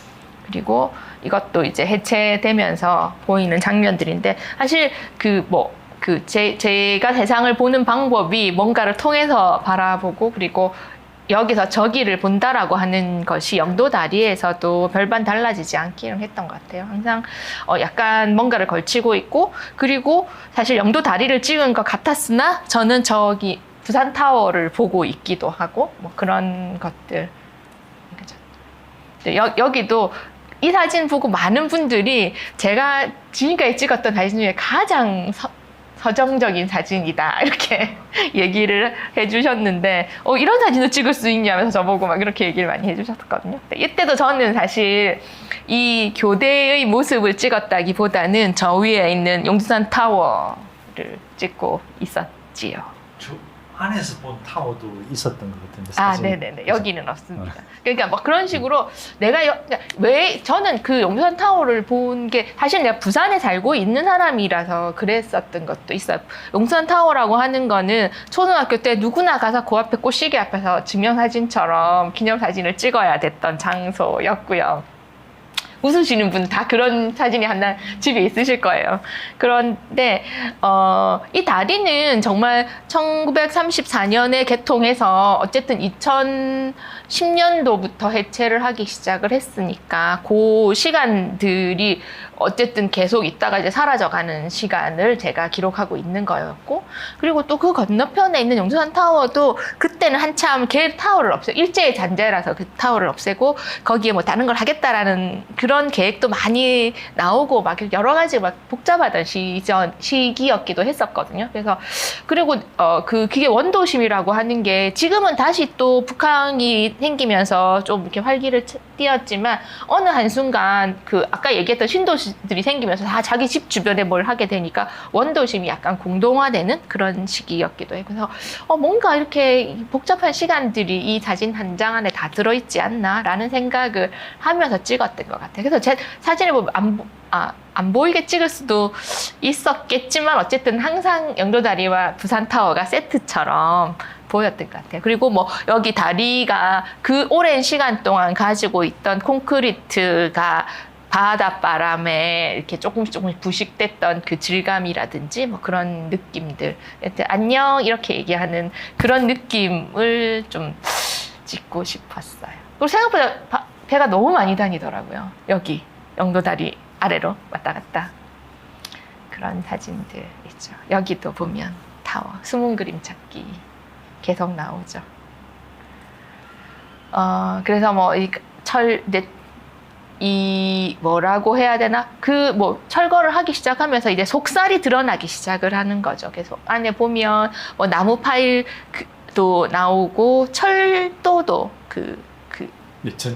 전차길도 레일도 나오고 뭐 이렇게 하나하나 이렇게 긁어내는 과정들을 쳐다보고 있죠. 잘라내고 긁어내고 뭐 이러는 과정들의 사진들. 그래서 뭐 아까 그 소망마을 같은 느낌이었던 것 같아요. 어떤 한편에 약간 쓸쓸한 다리를 꼭 저렇게 했었어야 되나? 그냥 옆에 새로운 다리 세우면 안 되나? 뭐 이런 생각들도 막 하면서 찍었던 과정이었는데, 근데 재밌었던 건 나중에 지나고 나서 첫날 하셨던 김영조 감독님도 저랑 똑같은 시기에 여기서 다큐를 찍으셨더라고요. 그럼에도 불구하고라고 하는 다큐를 찍으셨는데, 저는 구조물에 집착을 해서 사진을 찍었다면 김영조 감독님은 그 옆에 계신 그 점집 할머니들을 중심으로 다큐를 찍었죠. 같은 장소에서 두 가지를 같이 봤던 거죠. 그래서 제가 2년 전인가 그 김영도 감독님이랑 같이 그때 찍었던 다큐랑 그때 찍었던 사진을 가지고 우리가 뭐 콜라보를 해서 뭔가 새로운 미디어 작업을 한번 해보자 막 이렇게 해갖고 했는데 결과가 뭐 썩 마음에 들진 않았지만 그래도 우리가 다음에 그걸 해볼 수 있지 않을까라고 하는 게 되었었고, 그래서 뭐 전시도 간단하게 같이 했었어요. 그래서 그 소리, 그러니까 김연조 감독님이 아까 얘기했던 건축에서 반밖에 생각하지 않았다는 것에 그 반을 김영조 감독님한테 가져오고 또 저희 반을 가지고 와서 하나를 만드는데, 그래서 다음에 언제 이런 기회가 다시 또 온다면 감독님하고 저하고 처음부터 딱 시작할 때부터 뭔가를 이렇게 같이 콜라보할 것들을 생각하면서 한번 할 기회가 있었으면 좋겠다라고 얘기를 했었죠. 아마 교수님께서 그런 장소들이 또 생기면 얘기를 해주시면 다음에. 지금 참고 있는데요. 사실 이제 이 영도대교를 철거하고 보건공사를 할 때 이제 자문위원으로 제가 있었는데, 근데 철거가 되고 이렇게 새로운 어떤 형태로 또 구조물이 등장한다는 걸 알고 그 기록을 최소한 남겨야 되겠다 해서 이제 우리 임미 작가한테 좀 시간은 길고 오랫동안 되겠지만 좀 기록을 남겨달라고 부탁을 드렸는데, 제가 이렇게 하시는 거는 몰랐어요. 근데 사실 지금 그때 남겼던 기록들은 이 사진에는 거의 없어요. 정말 아주 드라이하게 그 기록들을 정말 잘 남겨주셔서 언젠가는 아마 그 기록들을 보는 것도 굉장히 저는 의미가 있을 것 같아요. 지금 금방 얘기하셨던 이것과 아주 드라이하게 그 기록들이 남겨있는 거 두 개를 이렇게 비교해 볼 수 있는 기회가 있다면은 아마 그것도 좀 재밌지 않을까라는 생각인데요. 우리 임미 작가님이 꼭 저하고 이렇게 약속했던 거를 하고 나면은 이렇게 번외 작업을 이렇게 많이 하시는 것 같아요. 그래서 어느 날 보면은 그 영도대교를 가지고 전시를 하신다고 해서 가보니까 저한테는 안 주셨던 사진들을 이렇게 전시를 하고 계신 거예요. 그렇죠. 다음에 꼭 납품하도록 하겠습니다. 납품 목록이 없습니다. 네, 근데 이 사진들은 이제 도계 부분을 이제 철거하기 시작하는 사진들이에요. 그러니까 네, 그렇습니다. 뭐 공사하시는 분들 사진. 아까 얘기한 것처럼 의외로 많은 분들이 공사를 하지 않으셨어요. 네, 그리고 이게 이제 제일 그 중에서 나름 저한테는 감동적인 장면, 갑자기 탁 나타나는 장소들이잖아요. 기계실. 그래서 전 참 신기했던 게 이렇게 작은 이 몇 개도 안 되는 이런 걸로 그 다리가 들어졌단 말이야 라고 첫 번째 놀랐고, 두 번째는 새 다리를 올리는 기계가 아니 기술이 이렇게 발달했는데 기계가 이게 더 커졌단 말이야 이런 것 때문에 두 번 놀랐던 것 같아요. 엄청난 큰 기계가 이제 들어와가지고, 근데 그 기계도 독일에서 오는데 바지선을 타고 6개월이 걸려서 들어왔다고 하더라고요. 그래서 참 신기했던 것 중에 하나였습니다. 그게. 그러니까 근데 이게 사실은 67년도까지 다리가 들렸었나요? 그 이후로는 얘는 한 번도 써보지 않고 그냥 그대로 그 안에 바다 근처에서 그냥 있었던 그런 아이들이죠. 뒤에 보시면 아마 영도대교 이게 드는 모습을 보실 건데, 뭐 나중에 제가 기계실하고는 그때 다시 한번 설명을 좀 네. 드릴게요. 네, 그래서 이렇게 그 흔적들이 남아있는 그것들을 제가 좀 찍었었죠. 그런 부분들, 그런 시리즈들을 했었어요. 지금 저기 왼쪽에 있는 사진이 지금 영도대교가 들은 모습이나 마지막으로 도개했던 모습. 근데 저게 이제 뭐 거의 저기 각도를 보면 한 80도까지 이게 들렸는데, 그 밑으로 이제 큰 배들이 지나가는 거죠. 그러니까 부산이 이제 항구 도시이기 때문에 원도심에서 이렇게 저기 서해안 쪽으로 가려 그러면은 이쪽으로 지나가는 게 굉장히 항로가 짧은 거예요. 영도를 돌아가는 것보다. 그래서 영도의 다리를 놓더라도 큰 배가 지나가기 위해서는 저렇게 도계를 할 수밖에 없는. 근데 다리가 도계를 하는 케이스도 있고 스윙하는 케이스도 있고 뭐 몇 가지 이렇게 타입들이 있는데, 도계교를 만들었다라는 게 그때는 아마 굉장히 좀 센세이션했던 것 같고요. 근데 저게 그러면은 이제 부산의 대표하는 아이콘으로 자리 잡게 되는 이유 중에 하나가, 일단 뭐 유일하게 대한민국에서 저렇게 한 30m 넘게 되는 다리를 드는 케이스도 드물었겠지만, 6.25 때 피난민들이 이 피난 오다가 헤어지면은 다들 약속한 장소가 저 자리예요. 그러니까 헤어지면은 영도대교 다리 들 때 만나자 하면은 이거는 통일이 된 거예요. 어디에 있으나 이거는 하나의 약속이 될 수 있는 거죠. 근데 6번 정도 들었거든요, 저게. 그래서 6번 도는 동안에 피난민들이 가족을 못 만나면 어디로 가느냐 하면은 아까 감독님이 촬영했다는 점집으로 가시는 거예요. 네. 점집이 만들어진 이유는 피난민들이 오셔서 가족을 못 찾으면은 용한 점쟁이인데 가시는 거예요. 근데 그 점쟁이는 어떤 건가 하면은 이제 여기에 가면은 담벼락에 이산가족 찾듯이 착 붙여 놓으시는 거예요. 그럼 이 데이터베이스를 수집을 하세요. 그리고 점쟁이가 이제 점을 칠 때 누군가가 그 비슷한 가족을 찾으러 오면은 이제 고향부터 이렇게 수소문해서 데이터를 보면은 거기서 나오는 거예요. 근데 이게 용한 점쟁이의 출발인 거죠. 근데 그게 이제 우리가 영도대교가 어떻게 보면 부산을 상징했던 사건 중에 하나였고, 또 점집이라고 하는 생활 문화가 퍼지게 되는 어떤 이런 장소가 되었던 거고요. 지금 저희들도 사실 저 영도대교가 저렇게 드는 모습을 제가 굉장히 어렸을 때 한번 본 것 같아요. 근데 그 이후로는 본 적이 없는 거죠. 근데 저거를 이제 철거하는 동안에 저 밑에 있던 기계가 이렇게 기계실이 드러나는 순간, 저도 놀랬던 거예요. 와, 이렇게 기계가 작동을 했었구나 하는 거를, 이게 이제 뭐 한 40년 넘어 50년 가까이 되고 그 모습을 봤는데, 그래서 저 구조물들을 버리지 말고, 저게 보통 철거하면 이제 고물상에 파는 거예요. 그래서 그러지 말고 저것도 보존을 하자 해서 지금 다 보존을 하고 있습니다. 근데 저 직경 하나가 한 2m 가까이, 큰 건 2m 가까이 돼요.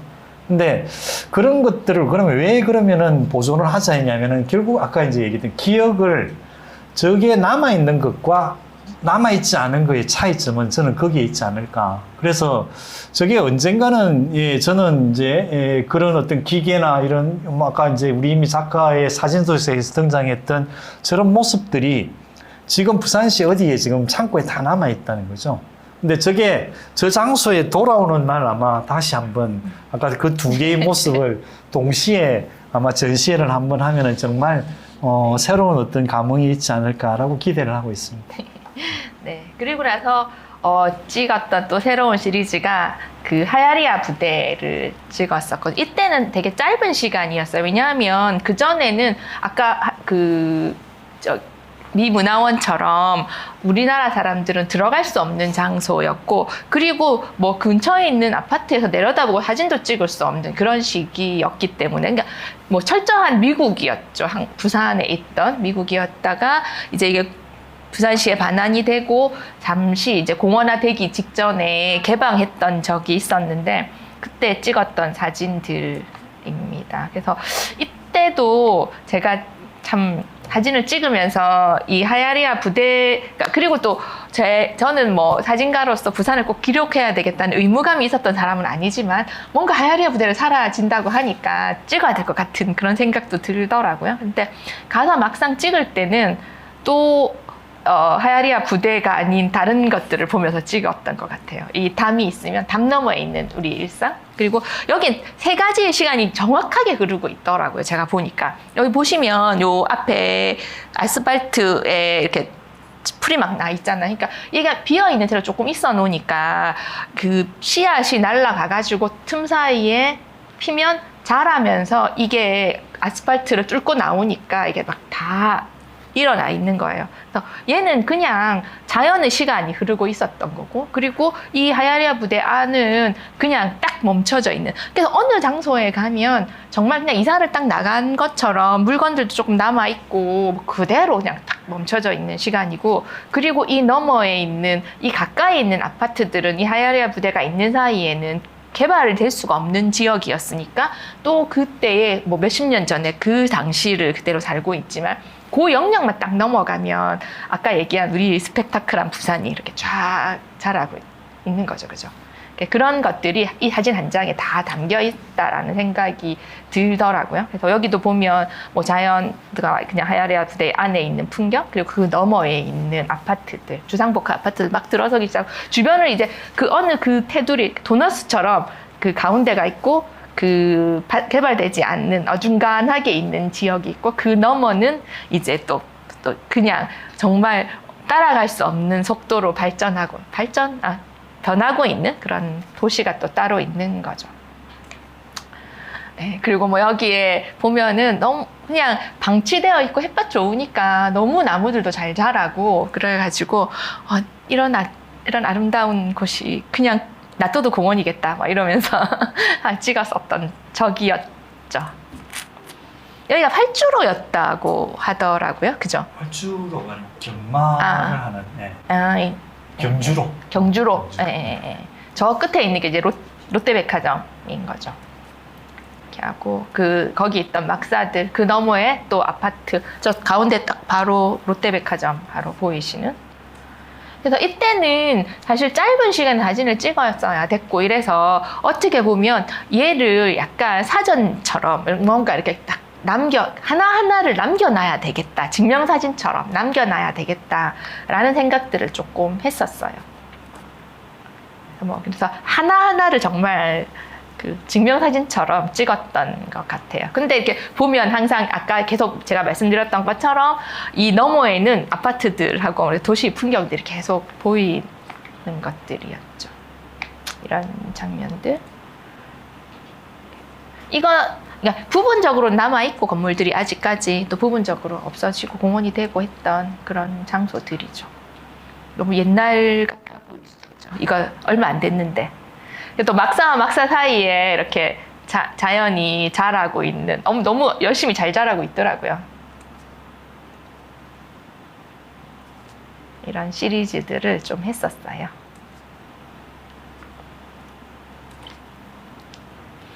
마음이 급했던 것 같아요. 이 작업을 할 시기는. 이게 시장님이 제일 급했어요.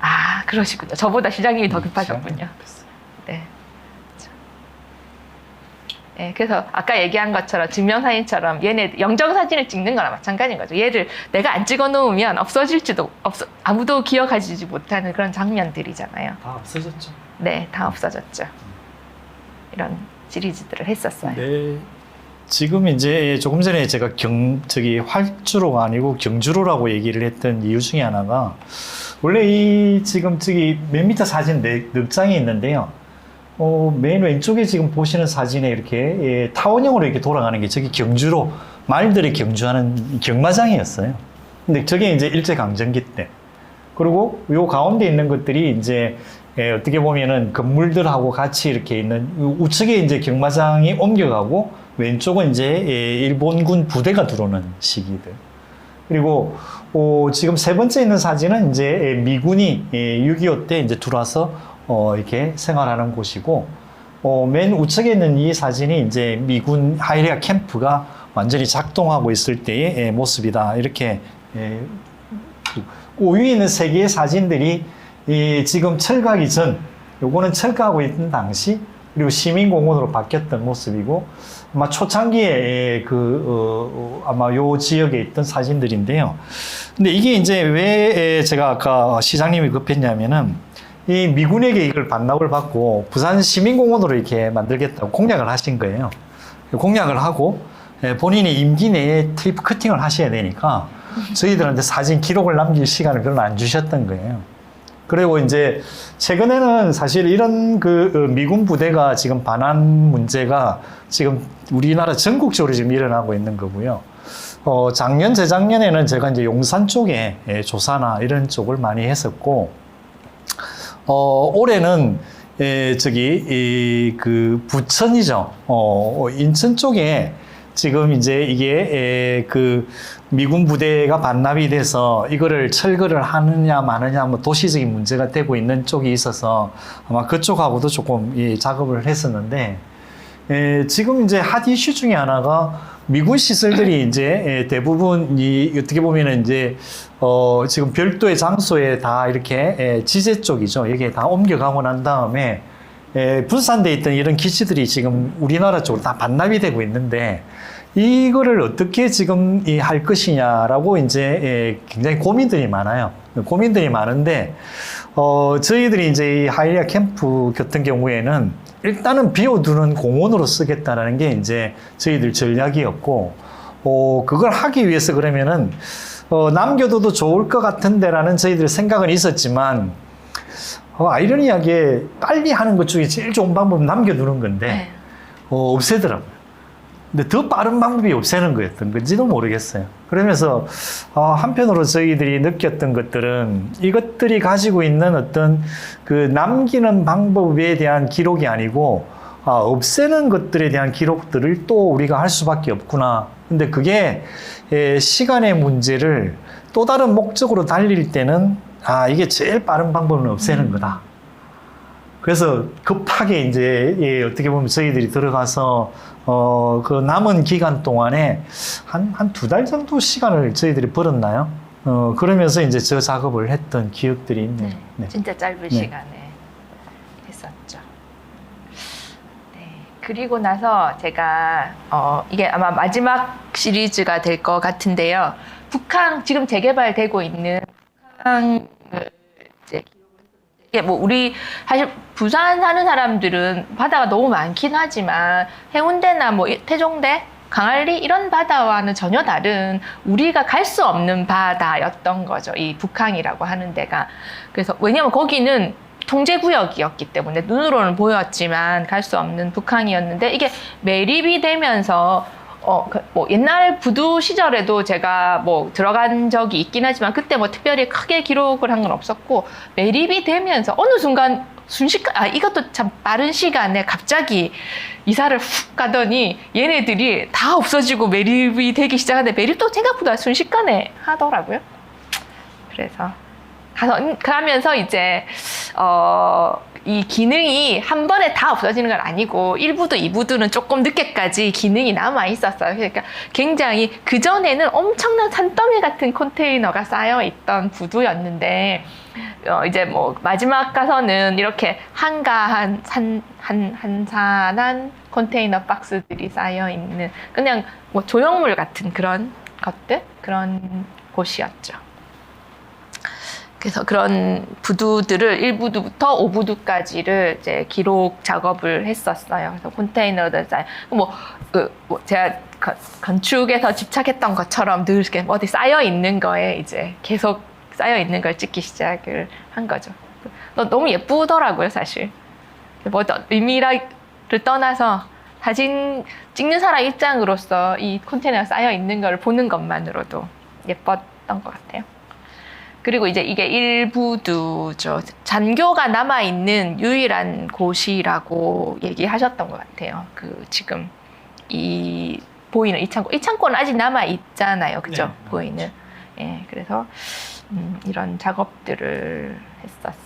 여기는 아까 그 반대편 1부두 창고에서 2부두를 바라보는데 이 2부두도 전 좀 꽤 오래 남아있을 줄 알았는데 1부두 사진 찍고 있는 사이에 순식간에 또 없어지더라고요. 예, 어떻게 그렇게 정말 세상이 순식간에 변하는지 너무 신기한 일이었어요. 그리고 왜 옆집 정도가 부서지는 건 작으니까 금방 부서질 수 있구나 이렇게 생각할 수 있었는데 이렇게 큰 부두가 어떻게 이렇게 순식간에 사라지는 그런 파워 있는 도시에 살고 있는 것이었습니다. 네, 이거 이제 1부두 창고 내부의 모습이 있죠. 그래서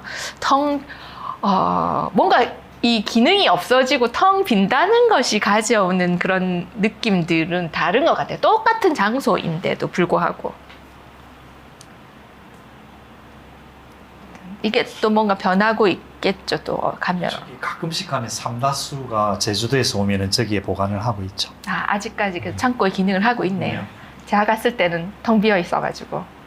그리고 나서 이게 매립이 되는 과정에 제가 2014년부터 얼마에 한 번씩 이렇게 들어갈 기회들이 생겨서 사진을 찍는데 가서 제가 너무 정말 자연 아까 카야리아 부대에서 느꼈던 것처럼 자연은 참 대단하구나라고 생각했던 게 이렇게 어디선가 이 먼 바다 구석으로 씨앗이 날라와가지고 자기 혼자 이렇게 자라고 있잖아요. 그러니까 꽃도 피고 자기 시간을.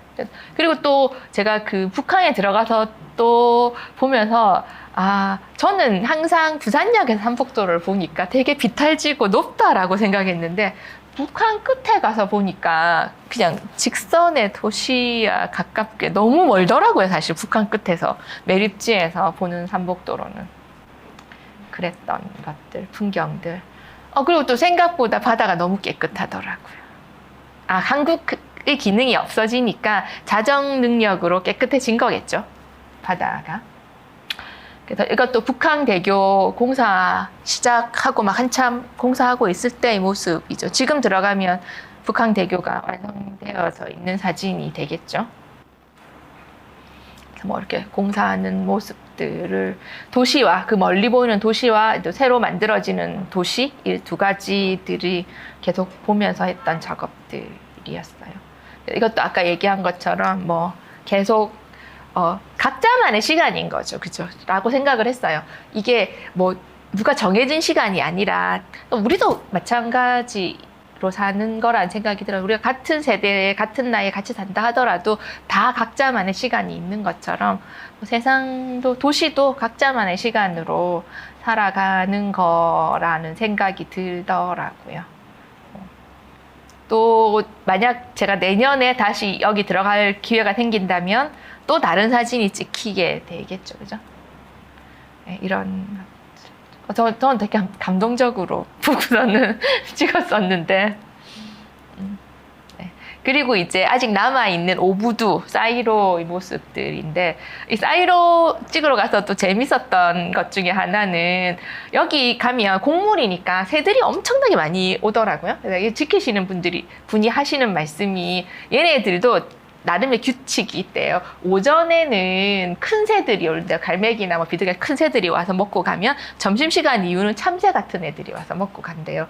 그리고 일요일 날은 얘가 안 하잖아요. 그러면 주말에는 새가 안 온대요. 또. 그래갖고 각자 다 이렇게 걔네들도 나름 이렇게 뭔가 규칙을 다 알고 있다고. 시간표를 짜고 있는. 네, 그렇다면서 그 얘기를 하시더라고요. 뭐 이런 뭐 한동안 또 이 얘들도 나중에 뭐 뭔가 다른 시설로 바꾸시겠다라는 그런 얘기들도 많이 하고 있으시긴 하죠. 네, 그 아까 오전에 가가지고 온 큰 새들입니다. 저기 보이는.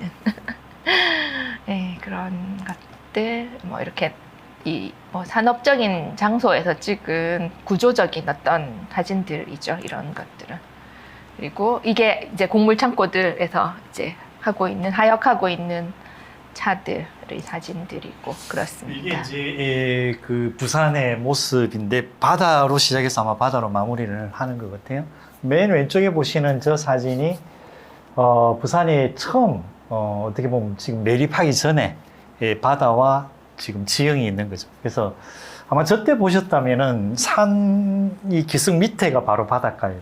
근데 저게 점점 매립이 되어 나오면서 이렇게 부산항을 채워 나왔는데 지금의 이제 저 두 위에 있는 사진들이 2010년대까지 지금 매립을 한 모습들인 거죠. 제가 시드니를 방문했을 때 그랬던 것 같아요. 시드니의 바닷가를 가면은 이게 황동이죠. 이게 쭉 줄눈이 이렇게 있는데 그 줄눈을 따라가면은 연도가 기록이 돼 있어요. 그게 뭔가 하면은 그 라인이 그때까지 해안선이라는 걸 증명하는 선들이었대요.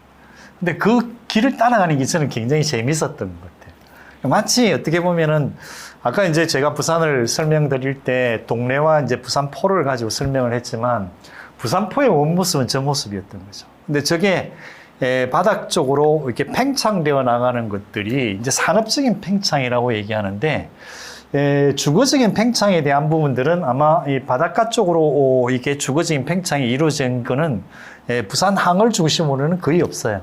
대신에 이제 산으로 주거는 팽창을 했었고, 바다 쪽으로 팽창했던 거는 금방 이제 우리 이인미 작가의 사진들을 보셨지만 이런 산업 항구로서의 어떤 이러한 팽창들이 항상 일어났었다 이렇게 볼 수 있을 것 같아요. 근데 저희들은 이제 그 사진 설명을 통해서 말씀이 좀 계셨습니다만 이 바다라고 하는 공간들이 굉장히 자유롭고 또 어떻게 보면은 시선적으로는 열려 있는 공간임에도 불구하고 우리 몸이 가지고 있는 어떤 이런 동선적으로는 이거는 차단된 이 공간이었다는 거죠. 근데 그게 이제 무역 기능이 다 빠지고 앞으로 아마 2020년, 30년대에는 우리 신체도 아마 이렇게 자유롭게 갈 수 있는 공간으로 변할 거다라는 측면에서 이제 북항 재개발 공사를 부산이 지금 하고 있고요. 노무현 대통령 당시에 이제 아주 재밌는 일화 중에 하나가 부산 사투리로 스렛바를 끌고 누구든지 부산항을 갈 수 있도록 하라라는 대통령이 지시가 계셨다고 얘기를 하죠. 그 얘기는 뭔가 하면은 바다를 이제 일상의 시민들의 공간으로 내어주라 이런 뜻이었다고 얘기를 합니다. 근데 그 얘기를 이제 하는 것이 지금 아마 우리 이인미 작가가 찍었던 저 산업항으로서의 북한의 모습의 마지막 모습이 저 모습이 아닐까. 이제부터는 아마 저 공간에 사진을 찍으려고 하면은 사람이 항상 움직이지 않을까라고 저는 좀 기대를 하고 있고요. 그런 모습들이 어떻게 보면은 100년, 120년 이후에 부산이 이제 개항한 지가 근대도시로서 변신을 시작한 지가 거의 이제 140년, 150년 가까이 돼 갑니다만 150년 이후에 현대의 어떤 이러한 도시 공간과 어떤 이러한 이 해안으로서 바뀌는 모습이 아마 이 장소가 되지 않을까라고 저는 기대를 하고 있고요.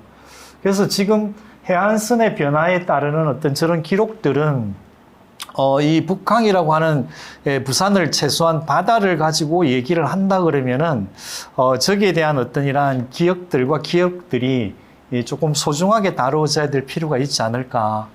사실 저 공간에 대한 부분들도 북한 지금 재개발 공사가 약 10년 동안 앞으로 아마 조금 더 시간이 가겠지만 그 공간에 대한 기억들 내지는 기록들이 제대로 안 하고 있다라는 게 저는 개인적으로 굉장히 좀 아쉬운 것 같아요. 그러니까 단편적으로 어떤 그런 시설물에 대한 것들은 그런 관심을 가지고 이렇게 기록을 남겼습니다만, 도시의 어떤 이러한 큰 이 공간을, 또 어떻게 보면은 이 부산이라고 하는 도시의 얼굴을 지금 바꾸는 작업이라고 저는 생각을 해요.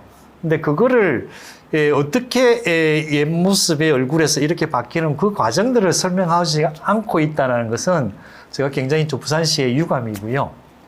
또 하나 이제 일부두를 얘기를 하셨는데, 지금 일부두의 모습들이 지금 이 부산의 바닷가에 있는 이 피어들은 바다를 향해서 이렇게 쭉쭉 뻗어 있는 피어들이에요.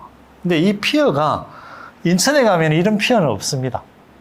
인천은 항이 이 갇혀 있는 항구지, 이렇게 피어가 이렇게 쭉 바다를 향해서 뻗어져 있는 이런 항구는 아니죠. 그러니까 우리나라에 있는 항구들을, 항구 도시를 이렇게 쭉 돌아다니 보시면은 바다의 여건에 따라서 저 피어의 모습이 다 다른 거예요. 근데 이제 그것도 이제 저희들이 그런 어떤 그 부산의 바다를 이야기하면서 느꼈던, 그래서 지금 현재 이제 유일하게 남아있는 공간이 일부두에 있는 저 피어 공간인데, 저 피어가 사라진다는 것은 대한민국에 있는 항만의 근대 항만으로서의 피어가 이제는 존재하지 않는다는 걸 의미를 하는 거거든요. 근데 거기에 대한 중요성들을 아마 조금 고민을 해봐야 되지 않을까. 근데 뭐 유인미 작가가 남겼던 지금 이 북한 일대의 저 사진들은 아마 두 번 다시 볼 수 없는 풍경이 될 것 같다는 생각이 좀 들었습니다. 네. 네. 그래서 제가 두 가지의 제 작업 중에서 제 기억으로 찍은 그 사진과 그다음에 기록으로 작업을 했던 사진들을 보여드렸고요. 이런 사실 그 급박하게 변하고 급박하게 바뀌고 있는 이 부산이라고 하는 도시를 기억하는 것도 의미가 있는 일이지만, 기록하는 것도 또 의미가 있게, 이걸 준비하면서 생각해서 저는 제가 작업했던 그 기억과 기록이라고 하는 두 가지 분류에 대해서, 기록에 대해서는 사실 조금 작업 외에 어떤 저희 의무로서의 어떤 작업이라고 생각을 했었는데, 이걸 준비하면서 이 부분들에 대해서도 조금 다시 한번 더 깊이 한번 생각을 해봐야 되겠다, 이 계기가 되어서. 그래서 저 보여드리지 않았던, 뭐 이렇게 전시하지 않았던 그 많은 기록들을 어떻게 어떻게 또 만들어 볼까, 그리고 앞으로 이런 일이 생겼을 때 어떤 방향으로 이 대상을 바라봐야 될지에 대한 고민거리를 저한테 던져준 시간이었던 것 같아요. 그래서 다음에 또 좋은 작업들로 이런 기회가 만들어졌으면 좋겠다, 이런 생각을 하게 되었어요. 감사합니다. 저는 기록을 부탁드렸는데 덧붙여서 기억을 가지고 오시죠. 두 분의 공통적인 관심사 두 키워드였던 것 같고, 정말 기록을 보여주시면서 또 사진 기록을 보여주시면서 동시에 기억을 또 얘기하시는 두 분의 어떤 대화의 형식도 너무 흥미롭게 재미있게 잘 들었습니다. 그리고 그런 기록과 기억이 어떤 활성화되는 장치로서의 이야기하기, 그 이야기할 수 있는 어떤 그런 단서들을 만들어 놓는 것들, 그거와 연계된 어떤 미술 작업들의 어떤 가능성들에 대해서도 좀 계속 얘기 들으면서 생각해 보게 됐던 것 같아요. 혹시 지금 계신 분들 중에서 질문 있으신 분 있으시면 손들어 표시해 주시고요. 제가 지금 온라인으로 올라오고 있는 질문을 지금 볼 수가 없는데, 혹시 온라인으로 질문 있으면 또 진행하시는 팀에서 알려주시면 감사하겠습니다.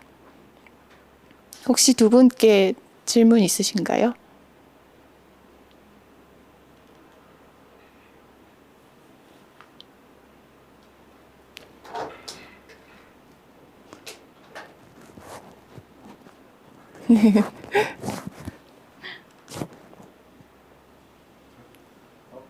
북한 재개발하면은 그 매립지에는 뭐가 들어서나요? 그 오페라 하우스 막 써 있고 막 그러는데 지도에는 어떤 식으로 재개발이라는 말도 좀 웃기긴 하지만 매립지에 또 뭘 짓고 있는지.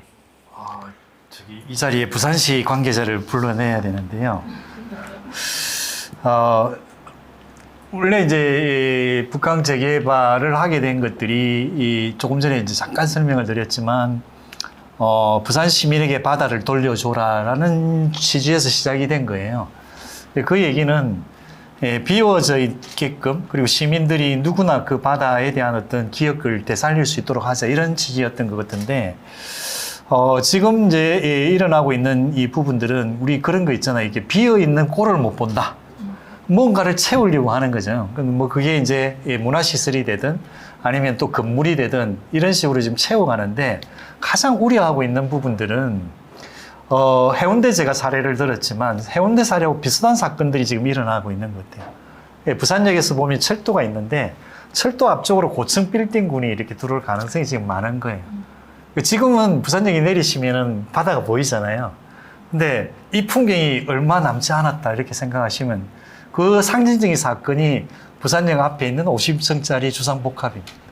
근데 그런 건물들이 이제 쭉 들었을 거라는 거죠. 지금 사진 많이 찍으셨습니다. 네. 시나 그런 쪽에서는 보도 제한을 걸거나 하진 않나요? 왜냐면 인천 같은 경우에는 마찬가지로 오피스텔로 쓰고 이제 그 기준들을 변경시키거나 억지로 법을 풀어서는 아니면 누군가가 공무원이 이렇게 잘못하는 형식으로 해서 오피스텔이 들어서는 사례도 있는데 어쨌든 저희가 봤을 때는 부산 왔을 때 제일 힘든 부분들이 이미 공유지, 하늘은 공유지라고 말씀하시 저도 공감을 하는데 이미 다 채워버렸잖아요. 그리고 도시 형성 자체가 이제 산 쪽으로 주택들이 들어서면서 그분들이 갖고 있던 바다에 대한 기억들이 다 자본에 의해서 막히는 현상들이 있는데 도시 자체에서 그것들을 고려 안 하는 형식으로 계속 악사례들을 만드는 행태들이 반복되는 거잖아요. 해운대에서부터 지금까지 여기 내양까지 오는 것까지 보면은 그거에 대한 어떤 지역사회의 어떤 발언들이나 아니면 그런 액션들은 없는 건지 결국엔 병풍이 다 앞쪽을 막고 있는 거잖아요. 네, 그런 데 대한 저기 의견들도 있고요. 또 반대에 대한 어떤 목소리들도 있고요. 근데 이 지금 이제 조금 이 얘기는 좀 비약된 얘기일 수 있다는 개인적인 사견을 좀 깔고 말씀을 드리면은 우리가 지금 이 바다를 돌려놓는 작업들은 미래의 어떤 이 현대 도시의 어떤 모습을 꿈꾸고 있고 또 사람에게 돌아가자는 어떤 이런 것들을 전제로 깔고 있는데 이것을 작동시키는 어떤 이러한 방법들은 여전히 근대 도시가 가지고 있는 욕망이 이 공간을 채우고 있다 이렇게 보셔야 되는 거죠. 이게 이제 그 욕망이라고 하는 단어가 경제적인 욕망이 될 수도 있는 반면에 정치적인 욕망이 될 수도 있는 것 같고요. 근데 이런 모습들이 여전히 이 힘이 센 거예요. 근데 미래의 우리의 도시들은 이렇게 돼야 된다는 얘기들이 그렇게 설득력을 못 가지는 것 같다는 느낌이 들어요. 근데 사실 이제 제가 이런 쪽에 이 두 개가 가지고 있는 이 보이지 않는 어마어마한 이 그 갭들이 존재를 하는데 사실 그 갭들을 채울 수 있는 어떤 이러한 우리 삶을 돌아볼 수 있는 그 예술 작업도 하나일 거잖아요. 근데 그런 작업들에 대한 부분들이 이 간극이 너무 크다는 생각을 저는 많이 하고 있는 거죠. 그래서 그런 간극들이 우리 이제 내년 비엔날레를 하실 때 조금 더 많이 일어날 수 있다면은 그래도 지금 계획하고 있는 그 속에서의 어떤 틈들을 만들어낼 수 있는 하나의 계기는 되지 않을까. 근데 하이리아 캠프를 얘기를 드렸습니다만 하이리아 캠프가 저렇게 비어 있잖아요. 근데 한 10년 후면은 저기도 아마 둘러쌀 거라고요. 50층짜리 아파트로. 그 계획이 벌써 시작이 됐거든요. 근데 아이러니하게 이제 용산 지금 캠프 작업을 할 때 제가 가끔씩 이제 이렇게 잠원 쪽으로 불려다니는데 왜 불려다니는가 하면은 용산 캠프가 반환되고 나면은 먼저 해야 될 작업이 내부의 기록들과 기억이 이것도 중요한데 그 언저리에 있는 이것들을 어떻게 다루는가가 도시 공간에서 훨 중요한 것 같아요. 그 속에서 어느 순간에 이 비어있는 것들에 대한 욕망들이 모이게 되면은 주변부터 잠식해 들어오잖아요. 그래서 이거를 포위해버리는. 그래서 아마 제가 볼 때는 아까 북항도 포위될 가능성이 많고 하이리아 부대도 지금 그 시민공원도 포위될 가능성이 많다라고 지금 보고 있는 거고요. 그때 이제 이 캠프에서 우리 임미 작가하고 그런 작업을 할 때 조금 있었던 얘기들은 거기에서 저희들이 전시도 하고 또 문화 행사도 하고 막 이렇게 했거든요. 근데 그런 거를 했던 이유들 중에 하나가 지금 이제 원래 저기 한 300여 개의 건물들이 캠프에 있었는데 빨리 한다고 다 없앴다 그랬잖아요. 그래서 30개를 남겼어요. 그 30개를 남긴 게 그 문화예술 활동이었던 거예요. 그 문화예술 활동이 거기에 들어가서 행사를 하니까 이래도 되겠네라고 하면서 그 공간들이 살아남은 거예요. 근데 그게 저는 너무 중요하지 않을까, 이 도시를 바꿔가는데. 그래서 도시에 대한 부분들을 계획을 뭐 도시계획가가 하고 건축가가 빌딩을 만들고는 하지만 거기에 있는 어떤 이 삶의 숨통을 만들어내는 작업들은 사실은 어떻게 보면 그분들은 저는 아니라고 생각을 해요. 그런 측면에서 볼 때는 정말 올해 제가 이제 사실 건축 비엔날레에서 하고자 했던 얘기들도 그런 틈을 만드는 작업을 하고 싶었다는 거죠. 그래서 혹시 뭐 기회가 된다면은 내년도 어떤 행사에도 그런 것들이 좀 많이 일어나고, 또 우리 이인미 선생님 작업했던 이런 부분들이 그 행사 속에 좀 녹아 들어갔을 때 아마 이 도시를 이해하고 또 도시를 바라보는 분들이 생각들이 조금씩 이렇게 그 틈이 벌어지지 않을까라고 생각을 합니다. 근데 법률적으로 얘기를 하면요, 막을 방법은 없습니다. 그 법률이 이 근대 도시를 만들어가는 욕망을 대변하고 있는 법률들이기 때문에 그걸 막을 방법은 저는 없다고 생각합니다.